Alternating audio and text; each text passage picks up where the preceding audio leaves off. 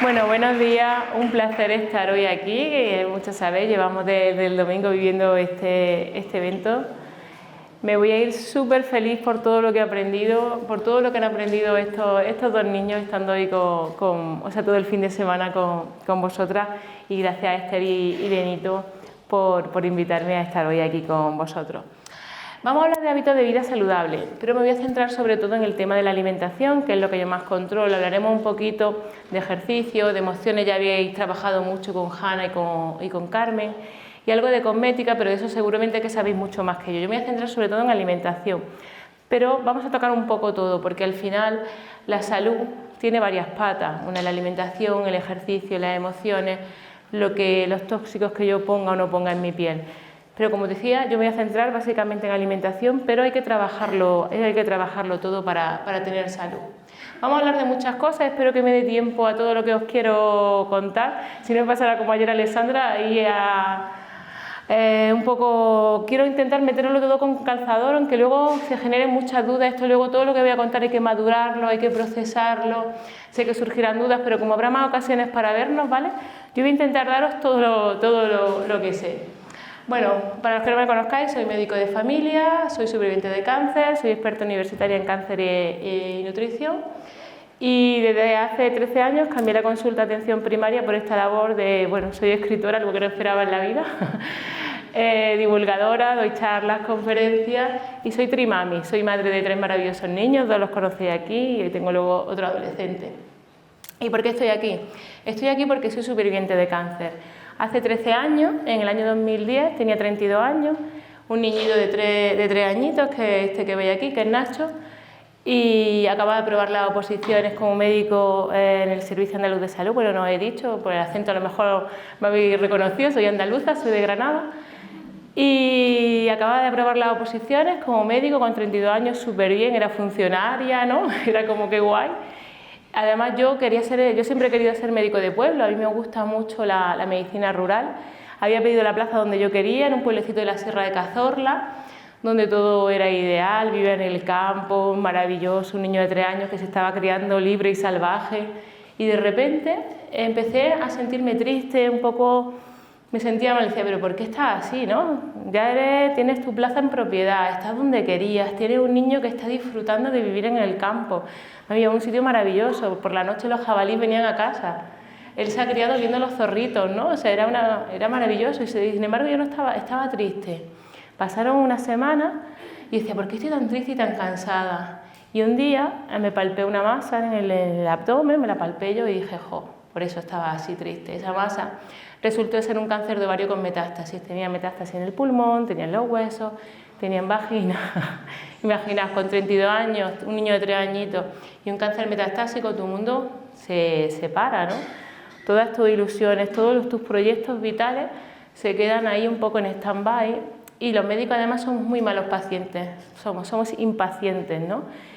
Y aparte, como médico de familia, has visto morir a personas con cáncer, entonces, bueno, yo tenía mucho miedo, no solo a la muerte y pensar que ese niño que con 3 años, si yo moría, no se iba a acordar de su mamá. También tenía miedo al final de la vida, si iba a haber dolor, si había sufrimiento, porque había visto morir con mucho dolor y sufrimiento a algunas personas. Y me costó aceptar el diagnóstico, la verdad es que lo pasé muy mal, lloré muchísimo, me generó muchísima ansiedad asumir ese diagnóstico, y sobre todo por ese niño, porque pensaba que con 3 años, si yo fallecía, seguramente en poco tiempo ni se acordaría de que tuvo una mamá. Y bueno, pues tuve que grabar un vídeo de despedida donde le dije que lo quería mucho, pero sentía haberlo abandonado, todas las fotos de los momentos más bonitos que hayamos vivido juntos, le dejé su álbum preparado, y de repente, después en ese momento de tanto dolor y sufrimiento, dije, ¿qué haces? Si no te has muerto, si todavía estás aquí, ¿no? ¿Por qué estás ya despidiéndote? Y ahí fue cuando todo cambió, dejé de llorar y acepté que tenía una enfermedad grave, que las estadísticas decían que la supervivencia a 5 años de mi tumor era solo del 5% y a 10 años era del 0%, pero no me había muerto. Y pensé, si todavía estás aquí, deja ya de llorar y piensa qué puedes hacer tú como paciente para intentar sanar. En mi caso, como era un cáncer metastásico, la quimio era paliativa para intentar alargar la vida. Pero yo lo que quería era ver a ese niño crecer, ¿no? Y mi objetivo era llegar al instituto, porque como decía que máximo podría vivir 10 años, no había ninguna mujer con mi cáncer que hubiera vivido más de 10 años, Dije 10 más 3, 13. Venga, a ver si llega al instituto. Y pensé, ¿qué puedo hacer, ¿no? Como enferma. Y pensé en mis pacientes, empecé a pensar en mis pacientes, qué es lo que pasaba en la consulta. Veías que los diabéticos después de Navidad todos se nos descontrolan con los mantecaos, con los turrones, ¿no? Ves que la hipertensión muchas veces se descontrola no porque no se tome la pastilla, sino porque se ha peleado con la vecina, con los hijos y entonces la tensión se descontrola. Vemos que después de un acontecimiento vital estresante como la pérdida de ser querido, una separación, una jubilación, aparecen muchos problemas en la piel, se nos cae el pelo, el tema de las dermatitis, ¿no? El dolor en el estómago. Yo estaba acostumbrada a ver en mi día a día cómo las emociones, el ejercicio y la alimentación influían en las enfermedades. Y ahí fue cuando pensé, quizá como tú has vivido hasta ahora haya podido influir en que tengas un cáncer metastásico tan joven, no es un cáncer propio de gente joven, pero quizás si tú reviertes esa forma de vivir, ese estilo de vida, puede hacer que ese tratamiento, que te han dicho que es paliativo, sea curativo. Y con esa premisa empecé a buscar en PubMed, que es la base de publicaciones científicas que nosotros utilizamos, a ver si a alguien se le había ocurrido investigar cómo influía, una vez diagnosticada la enfermedad, en la alimentación, el ejercicio y la gestión de las emociones. Y empecé a ver que hay cientos de artículos científicos que nos hablan de esa relación cáncer, alimentación, ejercicio, estilo de vida. Y sin embargo a mí no me han contado nada ni en la facultad, ni en la formación luego hospitalaria como médico de familia, ni durante el posgrado. Yo hice un posgrado en medicina preventiva y salud pública y era como, ¿por qué no me han contado esto? Más allá de que el tabaco produce cáncer, no me han contado nada en la facultad. Entonces dije, jo, esto es lo que tú necesitas, esto es lo que tú intuías, esto es lo que necesitas. Y me fui todo feliz a mi oncólogo con todos mis papers, todos los artículos, y digo, mira, esto creo que me va a ayudar a curarme. Claro, me miro como a que el cáncer desaparezca. Y empecé a contarle el plan que yo estaba imaginando y me dijo, eso es demasiado complicado para que lo haga una persona sola. Porque en aquel momento, hace 13 años, lo que ahora se llama oncología integrativa no existía, no había un centro donde tuviera un nutricionista, tuviera un entrenador físico, tuviera un psicólogo que te acompañase, un terapeuta. Y me dijo, bueno, allá tú, haz lo que quieras. De todos modos me dijo, me dijo, como ya ha empezado la marcha atrás, pues haz lo que quieras. Bueno, si os contara cosas que yo pensé, ¿cómo puede decirle un médico eso a un paciente? Yo porque en ese momento ya había aceptado la enfermedad y estaba fuerte, pero de verdad que algunas veces tenemos menos sensibilidad.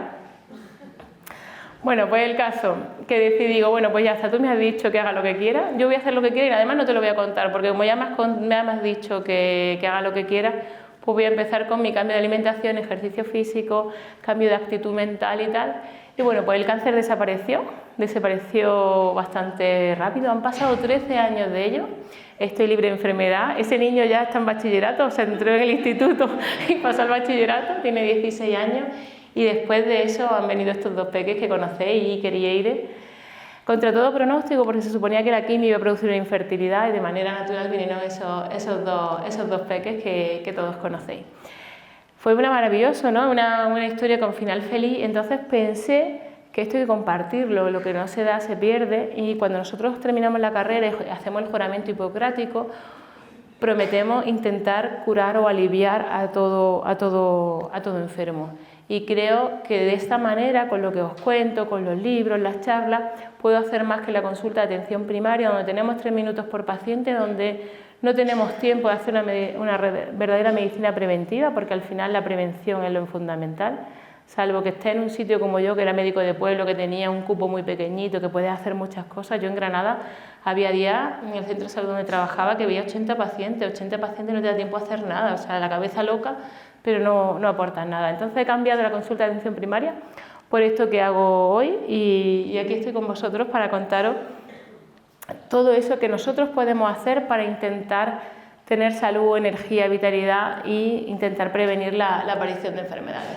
Así que esa es mi historia. ¿Y por qué es importante que hablemos de esos hábitos de vida saludables? Porque actualmente estamos viviendo una epidemia de enfermedades crónicas. El cáncer ya se considera en rango de epidemia en personas mayores de 50 años.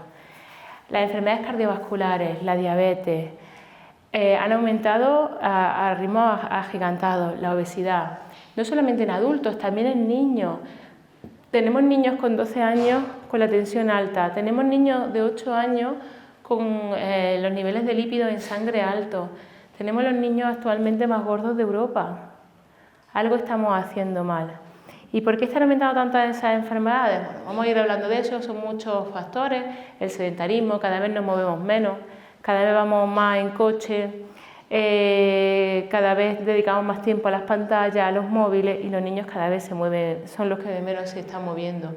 Cada vez comemos peor, una dieta occidental basada en ultraprocesados, obesidad, cada vez tenemos menos hijos, cada vez se da menos lactancia y cada vez tenemos la menopausia más tarde y la regla más temprana. Esto que un poco hablaba ayer, lo he centrado más en cáncer de mama porque la mayoría, aquí salvo Benito y Iker, sois todas mujeres, bueno y Pablo, pues cada vez hay más cáncer de mama y estos son los factores de riesgo para un cáncer de mama. La sociedad está cambiando tantísimo que se está traduciendo en un aumento de enfermedades crónicas. Y de eso vamos a intentar contaros por qué estamos enfermando.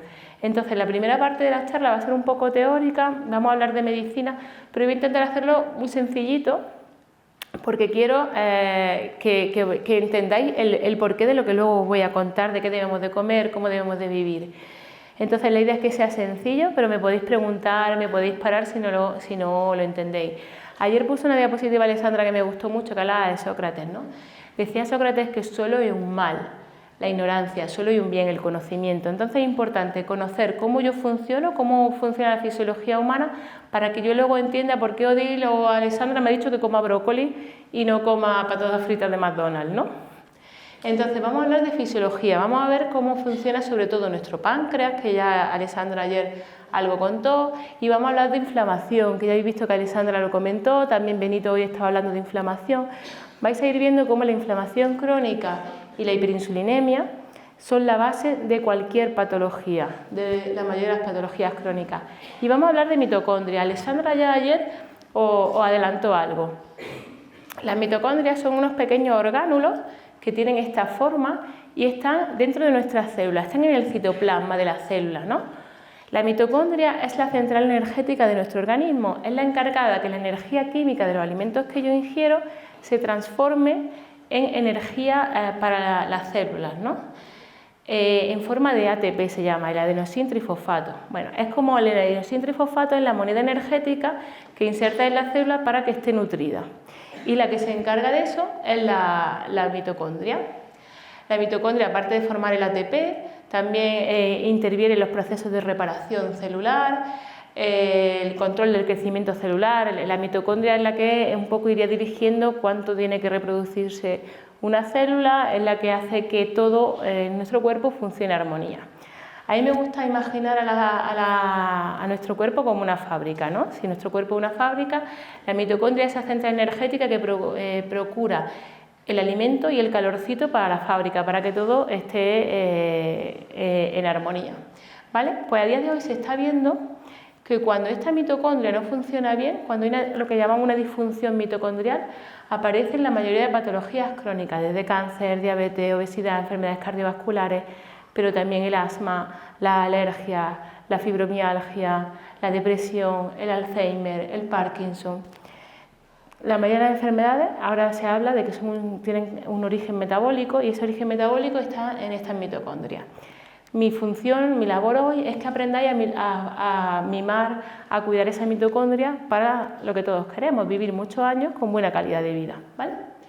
Bueno, pues os he dicho que imaginemos nuestro cuerpo. A mí es que cuando estudié medicina me encantaba todo imaginármelo como acordáis de una vez en la vida, ¿no? Todo hay que ponerle cara.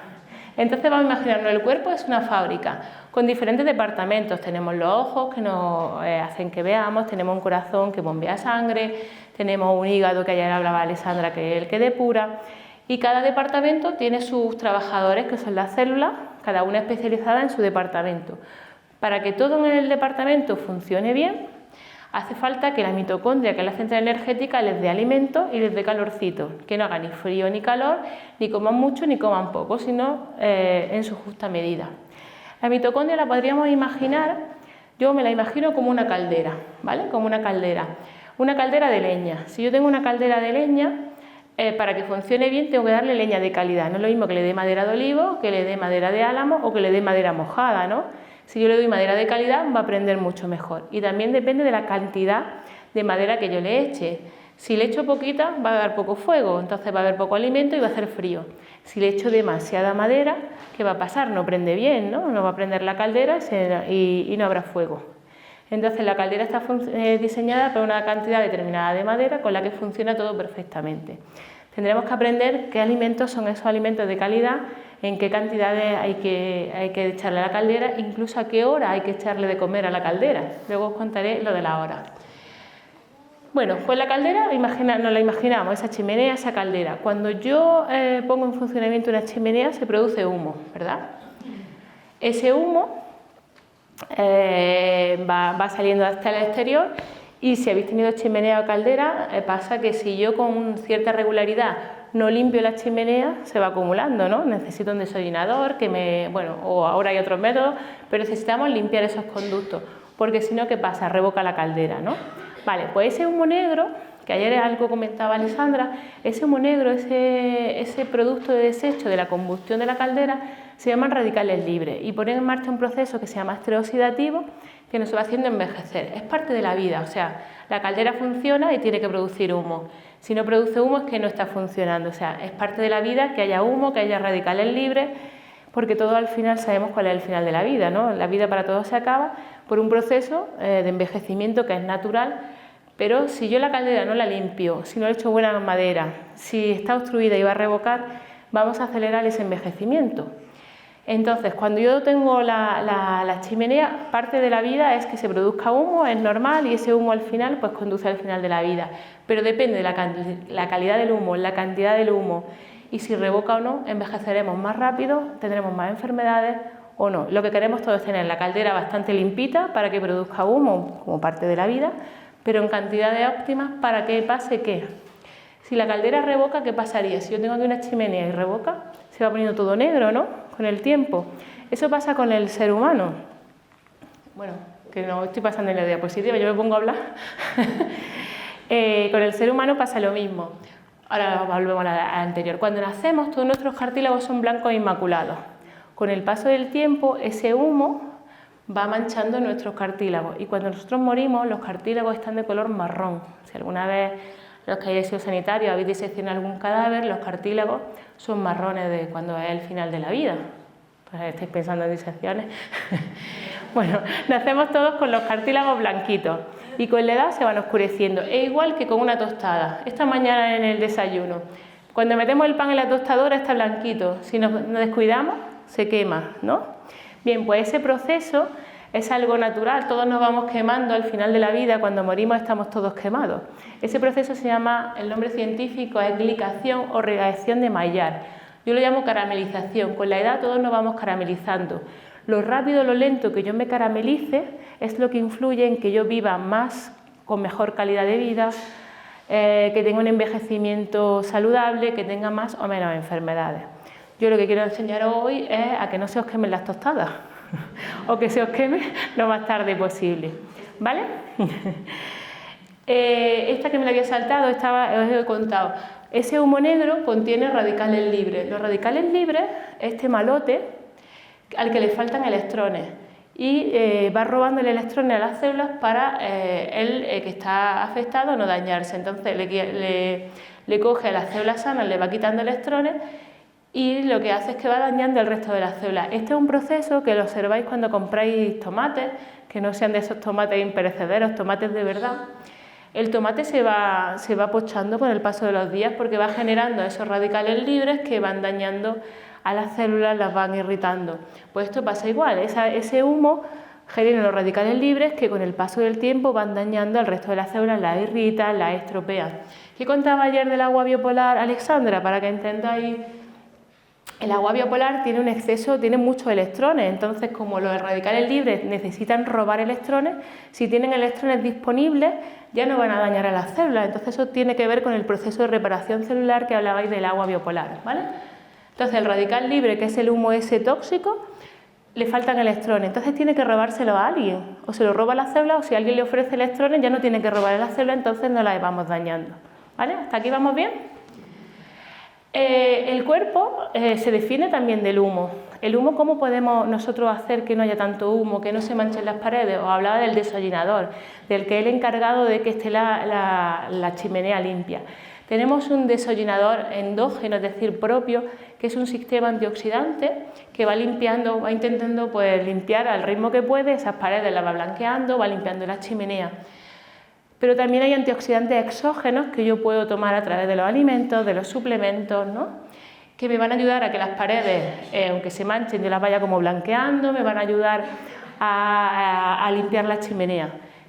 Lo que yo quiero enseñaros, lo que decía, la idea es que aprendamos a tostarnos lo más lento posible, que aprendamos a tener la chimenea, todos los conductos limpitos. Esa es la idea de los hábitos de vida que yo os voy a proponer hoy.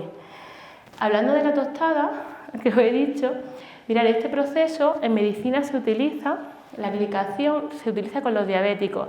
Hay una prueba que luego voy a hablar de ella que se llama la hemoglobina glicosilada. Si alguno es diabético, ayer vi a una chica que llevaba un sensor, ¿no? Que lleva un sensor de glucosa. Ahora ahí está, te habrán prohibido muchas veces la prueba de la hemoglobina glicosilada, ¿no? La hemoglobina glicosilada nos sirve en medicina para saber cómo están los niveles de glucosa en los 3-4 últimos meses de media, si están normales o si están descontrolados. Pues bien, ¿qué es lo que mide? Uy, me he saltado esta. Esa prueba lo que mide es cuántas proteínas se han unido a moléculas de glucosa, cuántas proteínas han glicado, cuántas proteínas han envejecido, se han dañado durante los 3-4 últimos meses. Cuanto más altos salgan los niveles, es que ese proceso de tostamiento ha ocurrido más veces. Y lo que nos interesa es que cuanto menos nos tostemos, más viviremos, ¿vale? Bueno, pues seguimos. Cuando yo a la caldera le doy más azúcar, más madera de la que puede metabolizar, tenemos un problema. Y tú imagínate que viene el obrero encargado de llevarle azúcar, azúcar, glucosa, madera a la mitocondria y está recibiendo por la ingesta nuestra más madera de la que la mitocondria puede metabolizar. ¿Y qué hace con esa madera? Pues la madera tendrá que guardarla en algún sitio. ¿Sabéis dónde se guarda esa madera que nos sobra, ese exceso de alimento que tomamos? En primer lugar, antes de eso, ¿quién guarda la madera? O sea, el encargado de guardar el exceso de madera que yo he tomado con la alimentación se llama insulina. La insulina es una hormona que produce el páncreas y esa es la encargada, que ayer también lo comentó Alexandra. A mí me gusta, y es que a mí me gusta todo imaginármelo con carita. Imaginaos que el páncreas produce insulina y la insulina es como una llave. Es una llave que abre a la célula, tiene una cerradura a la célula, la gira para que abra la boca y se trague el azúcar que ha sobrado.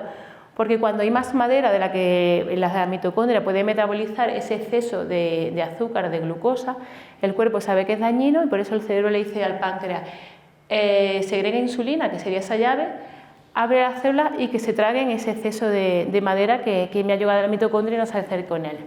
Bien, ¿dónde la guarda la insulina? En primer lugar, intenta guardarla en el hígado. El hígado es muy buen almacén porque la glucosa que sí se almacena no tiene ningún efecto secundario. El problema de ese almacén es que es muy pequeñito. Le caben de media 4 patatas fritas de McDonald's, no más. El siguiente almacén que utilizamos es el músculo. En el músculo nos caben, dependiendo de lo fuertes que estemos, ahora me han dicho, yo no he visto a Pablo todavía, pero me han dicho que Pablo está muy fuerte, ¿no? A Pablo le cabrá mucha glucosa, hay gente que está sarcopénica, sarcopénico significa que tiene muy poquito músculo, a ese le cabe muy poca cantidad. De media, entre medio trozo de pastel y un trozo de pastel es lo que cabe en los músculos, dependiendo si estás muy fuerte, te va a caber más cantidad de azúcar, si estás poco fuerte, poquita. Y el tercer almacén, que es el que más se utiliza, ¿sabéis cuál es? La grasa. La grasa, Ire se lo sabe. En la grasa tiene un almacén casi infinito, o sea, la capacidad de engordar del ser humano, ya habéis visto, ¿no? Cuando sale la noticia 300, 400 kilos. O sea, todo el exceso de alimento no se transforma por arte de magia y desaparece. Si yo como de más, se transforma en azúcar, se transforma en grasa directamente, lo que me sobra se almacena en la grasa. Y podemos ir engordando y engordando, yo le doy madera, no sabe qué hacer la mitocondria con la madera, la acumula en forma de grasa y vamos engordando hasta niveles insospechados. La insulina es una hormona que está muy bien porque nos ayuda a bajar los niveles de glucosa en sangre, pero tiene muchos efectos secundarios. Uno de ellos es que es una hormona inflamatoria, igual que ayer hablaba Alexandra que los estrógenos eran inflamatorios, el cortisol es inflamatorio, la insulina es inflamatoria. ¿Qué significa eso? que daña, que irrita, que genera un exceso de esos radicales libres de los que estábamos hablando, y entonces eso va acelerando el envejecimiento y la aparición de enfermedades crónicas. Y además llega un momento que la célula se hace resistente a la insulina. Ya Alessandra hablaba de eso. Llega un momento que de tanto usar la cerradura, la llave ya no abre. Porque además, si nosotros comemos un exceso de grasas saturadas, que están sobre todo en las carnes rojas, en las carnes muy grasas, el embutido, eso actúa como un chicle, como si le pusiera un chicle a la cerradura. Entonces, si le pongo chicle a una cerradura, no la voy a poder abrir, ¿no? Con el paso del tiempo, la cerradura ya cada vez funciona peor, pero si encima le pongo chicle, no voy a poder abrirlo. Si no puedo abrir esa cerradura, ¿qué pasa? Que los niveles de azúcar en sangre aumentan. Y esto se llama resistencia a la insulina en un primer paso, después se llama diabetes, y la diabetes, bueno, pues tiene muchos efectos secundarios, y los diabéticos, si no controlan sus niveles de azúcar en sangre, tienen más riesgo de enfermedades vasculares, de cáncer, de muerte prematura, ceguera y tal. Hasta aquí bien, ¿no? Vale, ¿cómo puedo saber yo, sin necesidad de una analítica, si yo estoy metabolizando bien los hidratos de carbono, si yo tengo esos niveles de azúcar en sangre elevados o no? ¿Da síntomas? Pues sí da síntomas, y muchas veces no les hacemos ni caso. Todos los síntomas que os voy a contar seguramente que en algún momento de vuestra vida los habéis sentido, pero no hacemos ni caso. Pensamos, bueno, ya se pasará, o no, lo sentimos desde hace tantos años que ya ni le hacemos caso. Son síntomas como cansancio continuo, me levanto por la mañana y estoy más cansado que cuando me acosté, fatiga crónica, dificultad para concentrarme por la mañana, sensación de neblina mental, de que me cuesta pensar, me duele la cabeza, estoy muy irritable, la irritambre que también la llamamos, tengo hambre continua, pero además estoy de mala leche, si no consigo comida encima me enfado, tengo antojos por los dulces, necesito comerme algo dulce sí o sí, necesidad continua de picotear o atracones por la comida. Tengo una necesidad, tengo mucha hambre, estoy irritado y necesito darme un atracón con la culpa que después conlleva. Y atracones, muy típicos los atracones por la noche, de tener la necesidad de levantarte en mitad de la noche a comer. ¿Ha pasado alguna vez todo esto que os estoy contando? Todos los síntomas, ¿no? Pues si esto lo notamos, puede ser un síntoma de que esa caldera no funciona bien, y cuanto antes pongamos remedio, más viviremos. Ahora bien, si tenéis a mano una analítica, os voy a enseñar lo que os dije ayer. Vamos a ver en una analítica si yo tengo algún síntoma de que no me está funcionando bien ese metabolismo, esa insulina. Bueno, primero esto lo recuerdo. Nuestro estado de ánimo puede estar controlado más, no por los problemas que yo tenga, sino por ese exceso de glucosa. Cambios de humor que no entiendo por qué, deseo de atracones de comida, dolores de cabeza, hambre urgente, falta de energía, dificultad para perder peso. Cuando nos ponemos a dieta y vemos que no perdemos peso, seguramente es porque no metabolizamos bien los hidratos, porque estamos teniendo problemas con el metabolismo de los hidratos de carbono. Irritabilidad, ansiedad, problemas para dormir, embotamiento, antojos, niebla mental. Lo que he dicho yo antes de tener la enfermedad del diagnóstico, estaba muy cansada, me dolía la cabeza y estaba enfadada con el mundo cuando se suponía que estaba en un buen momento. Luego ya, claro, entendí esto, por eso te sentía así, ¿no? En una chica que tiene el sensor de glucosa, con los sensores de glucosa yo lo que puedo medir durante las 24 horas del día es cómo están los niveles de azúcar en sangre, si suben, si bajan o no después de las comidas. Lo ideal sería que no hubiera esos picos, que los niveles de azúcar en sangre después de la comida subieran un poquito porque es normal, pero no subieran por encima de 130, yo tuviera una curva aplanada, ¿no? Si yo tengo un sensor, puedo saber durante todo el día cómo están los niveles de azúcar en sangre. Eso no todos tenemos acceso a esos sensores. Los diabéticos tipo 1, diabéticos tipo 2 que no terminan de controlarse bien, están financiados por la Seguridad Social. Si yo quiero tener un sensor de glucosa tendría que pagármelo. Yo para escribir el nuevo libro durante 6 meses he ido con el sensor para comprobar que todo lo que os he contado es verdad. No, para corroborar lo que la ciencia decía, que si yo hacía lo que os voy a contar, yo consigo aplanar la curva de glucosa y por tanto mi páncreas no tiene que producir esa hiperinsulinemia que dañina es para el organismo, pues era verdad que todo lo que la ciencia me ha contado lo voy a corroborar en mí. Entonces lo ideal sería que no haya subidas y bajadas, porque durante las subidas y las bajadas son cuando aparecen esos síntomas de los atracones, la irritabilidad, la necesidad de picotear continuamente, la niebla mental, el cansancio, ¿vale? Pues bien, ¿qué produce esos picos? Abusar del azúcar, está claro, ¿no? Alimentos azucarados, los refrescos, la bebida energética, luego hablaremos de ello. Llevar una vida sedentaria donde no consuma ese exceso de glucosa, el alcohol, el estrés, la deshidratación, el no beber agua, la fiebre también, la obesidad. Y luego algo que ayer comentaba, creo que se comentó también, algunos fármacos también producen esos picos, como los corticoides o los antidepresivos. Y lo que ayer se comentó, lo del periodo, el periodo menstrual, cuando estamos en los días del 20 al 25, también algo comentó ayer a Alexandra, hay una elevación, ¿os acordáis de la hormona? Hay una elevación de la progesterona y la progesterona disminuye la sensibilidad a la insulina, por eso del día 20 al 25, ¡ay qué bonita eres! Del día 20 al 25 de la regla podemos tener más atracones, más deseos de los dulces, ya entendéis por qué se os producen, ¿vale? Pues voy a contar ahora, vamos a hablar de la calidad de la madera. Lo que viene ahora, ya sabemos cómo funciona el páncreas, ya sabemos quién es la mitocondria. Yo he dicho que dependía de la calidad de la madera que yo le echase a la mitocondria, iba a funcionar mejor o peor, ¿vale? Cuando lo que yo le echo a la caldera es azúcar, son hidratos de carbono, rápidamente es una madera que se quema muy rápido, obtengo energía muy rápidamente, pero también produce muchísimo humo, es como una explosión, ¿no? El hidrato sería muy explosivo. Vamos a imaginar cómo se metabolizan los nutrientes, imaginándonos una tubería. Los hidratos de carbono, la grasa y la proteína se absorben en el intestino delgado y vamos a imaginarlo como una tubería. Cuando lo que yo tomo son azúcares e hidratos de carbono, sobre todo cuando son de absorción rápida, esto sería como un líquido, como el agua, ¿no? Que pasan súper rápido por la tubería. Conforme lo tomo, conforme pasa. Zumo, refresco, bebida energética, pan blanco, arroz blanco, conforme lo tomo pasa rápidamente y que produce una elevación del pico de glucosa y ese pico que hemos dicho de humo que se produce. Cuando yo tomo un alimento que contenga fibra, como pasaría en el tema de los cereales integrales o la fibra que puede estar en los vegetales, se produce como, es como una malla que ralentiza el paso de ese líquido, ¿no? Una malla finita que ralentiza, se va a seguir absorbiendo, pero va a ir mucho más lento. Los cereales serían una mezcla, los cereales integrales tienen fibra y tienen azúcar, entonces al tener esa fibra se absorbe mucho más lentamente y cuando lo que tomo directamente es azúcar, como un refresco, como una bebida energética.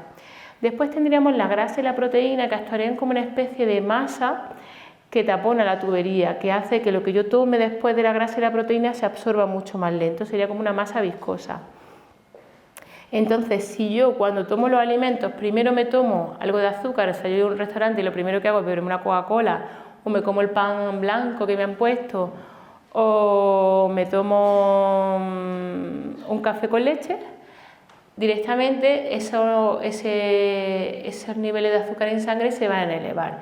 Sin embargo, si yo como en un orden determinado, que ahora os voy a contar, esto resume, los carbohidratos conforme lo toman producen el pico, la proteína y la grasa ralentizan ese pico que os estaba contando. Entonces, si yo como en este orden, primero como la fibra que produce como una malla en la tubería, después tomo la proteína y la grasa que eran como esa masa viscosa, después tomé los almidones que sería el cereal integral, la patata o el boniato y por último los azúcares, ya estoy poniendo la malla, la masa y el líquido como más viscoso. Entonces si después tomo algo con azúcar no se va a producir ese pico, no se va a producir en esa elevación. Entonces se está viendo que seguir este orden a la hora de comer mejora los controles de los niveles de azúcar en sangre. Esto sería muy importante para personas diabéticas, personas obesas, personas con cáncer o con enfermedades cardiovasculares. Se ha demostrado que seguir este orden mejora muchísimo la diabetes sin necesidad de modificar el tratamiento de una persona diabética y que incluso una persona prediabética que empieza a comer este orden podría evitar la necesidad de tomar fármacos. El orden sería este y ahora pensamos, ¿quién come así? ¿No? ¿Vuestros abuelos no comían así? Primero ensalada, después el plato principal y la fruta de postre. Eso es lo que siempre se ha comido. Luego han venido teorías como esa de la fruta en mitad de la extra, la dieta disociada, que por un lado los hidratos y por otro la grasa. No podemos separar los hidratos de la grasa. Sí, esto lo hacían nuestras abuelas. De primero en verano había gazpacho, o el gazpachuelo, ¿no? O había un tomate aliñado, pepino, algo de ensalada. Después un plato principal donde la mejor grasa que siempre se ha utilizado, ¿cuál es? El aceite de oliva virgen extra. Donde ha habido aceituna, ahora que utilizamos los aguacates, los frutos secos, pues no sé lo que iba a decir. Como proteína, el huevo, la carne, el pescado, la proteína que vayamos a tomar, dependiendo si somos vegetarianos o no. Los almidones, que serían los cereales integrales que os he dicho, el boniato y la patata, y las frutas de postre. Eso que hacían nuestros abuelos es lo que ahora la ciencia ha demostrado que es lo que debíamos de hacer al final. La sabiduría popular es lo que deberíamos de hacer, y estamos tan desconectados de esto y tantas teorías ahí que muchas veces no tienen ninguna base científica. Cuando os cuenten algo de cómete esto, haz el pino antes de comer, bueno, a ver, ¿por qué tengo que hacer el pino antes de comer? ¿No? Pues esto es igual. Los estudios nos dicen que siguiendo este orden mejora la diabetes, que personas prediabéticas siguiendo este orden podrían no necesitar tratamiento. ¿Pero por qué es esto? Lo que he dicho, imaginad la tubería. Si yo le pongo la malla, le pongo la masa, el líquido es viscoso, cuando tome el líquido tanquera como el agua, ya no va a poder pasar, ya no se va a producir el pico de azúcar en la sangre. ¿Vale? ¿Esto significa que no puedo comer fruta? No. ¿Qué se ocurriría? Que si yo quiero comer fruta en mitad de la tarde, ¿qué deberíamos de hacer? ¿Qué os tomaríais? ¿Frutos secos? Si yo tomo grasa y proteína que está en el fruto seco con la fruta, no va a haber pico. ¿Por qué creéis que en el desayuno teníais esos boles de frutos secos? Lo que pasa es que tenemos que dar la charla después del desayuno, porque lo ideal era que primero fuese a los frutos secos, tomaseis un pañuelo de frutos secos y después ya podéis tomar la tostada. ¿Quién lo ha hecho? Los que se han leído el libro.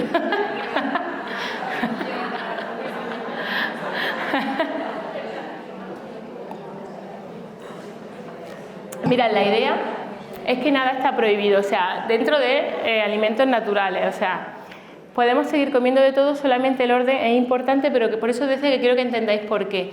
Si yo en el desayuno me quiero comer una tostada, está guay, puedo comer pan. Evidentemente habéis visto que había integral y blanco, vamos a elegir el integral, ¿no? Pero no debería ser lo primero que me tome cuando me siente. Si me tomo un puñito de frutos secos, visteis que estaban también los yogures naturales. El yogur tendría grasa y proteína, y además ayer visteis que había griego, había griego de soja, ese tiene proteína y tiene mucha grasa. Ya después todo lo que me tome no me iba a producir el pico. ¿Y la tostada de qué debería haber sido? ¿De mermelada? Con grasa y proteína, por eso tenéis el aguacate y tenéis el queso. Claro, el orden sería, cuando yo llegué al desayuno, primero un puñadito de frutos secos, si me lo tomaba con el yogur griego, estupendo, y le podía poner un poco de avena que había si me apetecía, sin azúcar, sin nada. Después la tostada, preferiblemente con aceite de oliva, el tomate, aguacate y queso. Eso hubiera sido la tostada ideal, que he visto que muchos la habéis tomado, que yo he estado vigilando mientras... La tostada, si me apetecía de mermelada, que además era de la vieja fábrica, que está muy bien, pero antes tendría que haber hecho esto, porque si me tomo la tostada de pan blanco con la mermelada, hacía un pico. Y si hago el pico, cuando yo llegaba aquí a la charla, a la media hora, a la hora, ya tenía otra vez hambre, porque no había fibra, no había grasa, no había proteína. Sin embargo, si tomábamos el desayuno que os he dicho, el yogur griego con los frutos secos, y si luego quería la tostada con aguacate, hasta la hora de comer no voy a tener hambre, porque los niveles de azúcar están estables. Cuando tengo hambre al poco de comer es porque he hecho un pico y después una bajada. En la bajada hago una hipoglucemia y mi cuerpo me pide más comida para volver a hacer otro pico, ¿vale? El café no había problema, pero sin azúcar. A ver, ya si quieres rizar el rizo, el café al final. Pero ya eso es como ya rizarlo. Pero sin azúcar es lo importante.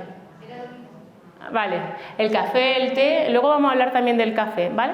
Bueno, pues, ¿cómo sé yo en mis analíticas cómo tengo los niveles de azúcar en sangre? Si tenéis una analítica reciente, echadle un vistazo. Los niveles de azúcar en ayunas deberían de estar entre 72 y 85. Si están por encima de 100, ojo, la mitocondria está atascada. La mitocondria no va bien. Si están por encima de 126, se considera diabetes. Entre 100 y 126 las cosas no van bien. Pero aunque la ADA, La Asociación Americana de Diabetes considera que por debajo de 100 está normal. Lo ideal, se ha visto que hay menos riesgo de enfermedades crónicas, de muerte prematura cuando está en 72 y 85. Si está en ese rango, está súper bien. Lo que tenemos que aspirar es a llegar a esto. La postprandial, si tenéis medidores de glucosa o te lleváis el sensor, es lo ideal que no pasemos de 130 después de una comida, 2 horas después de una comida, aunque la ADA dice que 140, pero 130 es lo ideal. Después también podemos saber si estamos desarrollando una resistencia a la insulina, midiendo lo que he dicho antes, la hemoglobina glicosilada. Si está por debajo de 5,7, no estamos tostándonos demasiado, estamos tostándonos al ritmo que nos debemos de tostar todos. Y después los triglicéridos, mirad, los niveles de triglicéridos nos hablan más de cómo está el metabolismo de los hidratos que de otra cosa. La gente asocia los triglicéridos más con el colesterol, no, los triglicéridos tienen más que ver con la glucosa. Y es importante que los miréis. Y vamos a dividir nuestros niveles de triglicéridos entre los del colesterol bueno, entre el HDL. Si está por encima, esa división nos sale más de 3,5, la cosa va mal, hay que ponerse las pilas. Después también, si nos miden la insulina, podemos calcular el índice OMA. Si el índice OMA está por encima de 1,9, también la mitocondria está atascada. Entonces, índice OMA, triglicéridos, colesterol bueno, glucosa en ayunas, hemoglobina glicosilada, nos hablan de cómo prende esa mitocondria, ¿vale? ¿Cuál es el problema de los picos de azúcar? Que yo un día haga un pico de azúcar no pasa nada, pero si esto se mantiene con el tiempo, a largo plazo, diabetes, enfermedades cardíacas, cáncer, a corto plazo, como lo he dicho, cansancio, cambio de humor, antojo, hambre continua. Y el problema es que podemos pensar, bueno, si eso es para los diabéticos. No, es que se está viendo que el 80% de la población española, con la mayoría de las comidas típicas nuestras actuales, hacemos picos de glucosa y sobre todo con los desayunos, porque algo que hacemos mal en España actualmente son los desayunos, son muy dulces. Esos desayunos dulces producen picos de glucemia sin ser conscientes. Por eso no pensemos que esto solo les pasa a los diabéticos, que antojos, que cambios de humor, que cansancio tenemos todos, ¿vale? Hay cánceres asociados con estos picos, sobre todo el cáncer de páncreas, el de mama, endometrio, próstata, colon y recto. Curiosamente, los cánceres más frecuentes en el mundo occidental, en Europa. La hiperinsulinemia se asocia con el riesgo de cáncer. De hecho, por ejemplo, un diabético tiene el doble de riesgo de presentar estos tumores que una persona no diabética. Pero os decía, es que todos somos diabéticos en potencia, es que la mayoría de nosotros hacemos picos de insulina después de las comidas. ¿Cuáles son los peores alimentos para el azúcar? Pues ya un poco lo podéis imaginar, las chuches, los alimentos azucarados, la bollería, los refrescos, los cereales del desayuno, la harina, el pan blanco, el arroz blanco, la pasta blanca, los aceites vegetales refinados también influyen, porque esos aceites vegetales eran el chicle que se iba pegando a la cerradura, los snacks de bolsa, las patatas fritas, los doritos, los chetos, los 3D. ¿Cuáles son los buenos? Los alimentos buenos para el azúcar, los aguacates, las aceitunas, el aceite de oliva virgen extra, que eran esas grasas saludables, el pescado azul, los huevos, la canela, las semillas, y luego voy a hablar de muchos de ellos. Entonces, para regular los picos de glucemia es importante elegir alimentos que no hagan al páncreas funcionar, que no produzcan hiperglucemia. Esos alimentos son los alimentos de baja carga glucémica. Esto significa alimentos que no van a producir esa elevación de los niveles de azúcar en sangre. Vegetales, frutos secos, semillas, la mayoría de las hortalizas, los huevos, el pescado y la carne no lo producen. Y algunas frutas, como los frutos rojos, tampoco. Alimentos de alta carga glucémica, pues la bollería, los ultraprocesados, el exceso de frutas deshidratadas. No pasa nada por tomar un dátil, pero si tomo 3 o 4 dátiles todos los días, sí me subiera los niveles de azúcar. El azúcar, la miel, el arroz, los flanes, las natillas, todos los alimentos azucarados. El problema del azúcar en sí, que yo un día me tome un dátil, no pasa nada, que un día tome pan blanco, no pasa nada. El problema es que tomamos mucha más azúcar de la que la caldera puede metabolizar. Y dice la Organización Mundial de la Salud que los adultos no debíamos de tomar más de 25 gramos de azúcar añadido al día, que son el equivalente a 5 cucharaditas soperas, ¿no? Los niños menores de entre 2 y 12 años, no más de 3 cucharaditas, que son de 12 a 15 gramos, y que los menores de 2 años, como África que tenemos por ahí, 0, nada. Eso es lo ideal. Todos pensaréis, bueno, yo esto lo cumplo porque nadie le pone 5 cucharadas al café, ¿no?, de azúcar, me imagino. o al colacao. Que os he visto que alguno habéis tomado colacao. Ahora vamos a ver lo que es el colacao. Bueno, pues mirad, de media en España, esto es una encuesta del 2012, los niños de la edad de África, menores de 2 años, toman de media 36 gramos de azúcar al día. Decíamos que 0. Los niños de la edad de Iker y de Eire están tomando de media en España, acordáis, no más de 12-15 y están tomando de media 60. Los adultos no más de 15 y estamos tomando 58. Adultos más de 65, 51 gramos y no debíamos tomar más de 25. Es decir, nuestros abuelos también toman mucho azúcar, más del doble. Y los adolescentes, que son los que actualmente peor comen, 74 gramos y el máximo era 25. Estamos en hiperglucemias continuas y no somos conscientes de ello. Y es que el azúcar está en todo. Esto es un ejemplo de un fotógrafo que se llama Sin Azúcar su página, donde hace una fotografía de la mayoría de los alimentos que todos conocéis, mire la etiqueta, y le hace una foto en el equivalente en terrones de azúcar. Y decía, el máximo eran 5 y mirar la cantidad que tiene todo.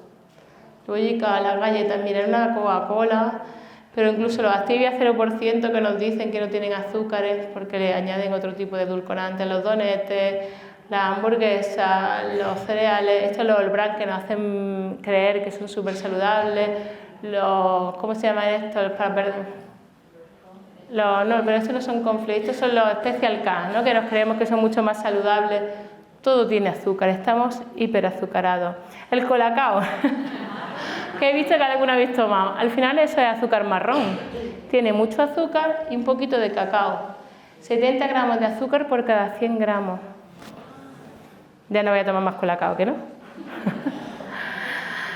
Bueno, y si esto es tan importante, deberían de los hospitales darle alimentos naturales a los pacientes, ¿no?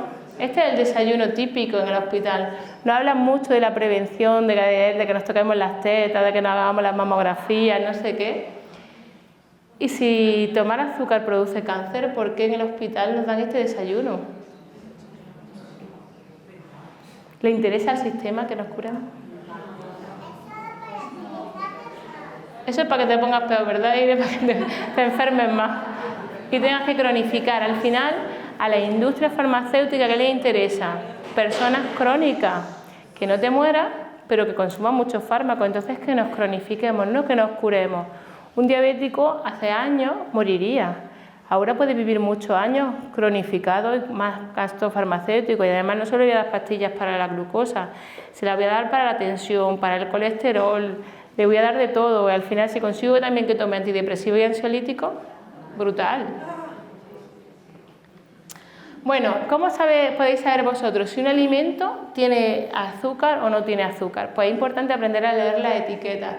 Cuando yo veo una etiqueta me tengo que fijar en la información nutricional.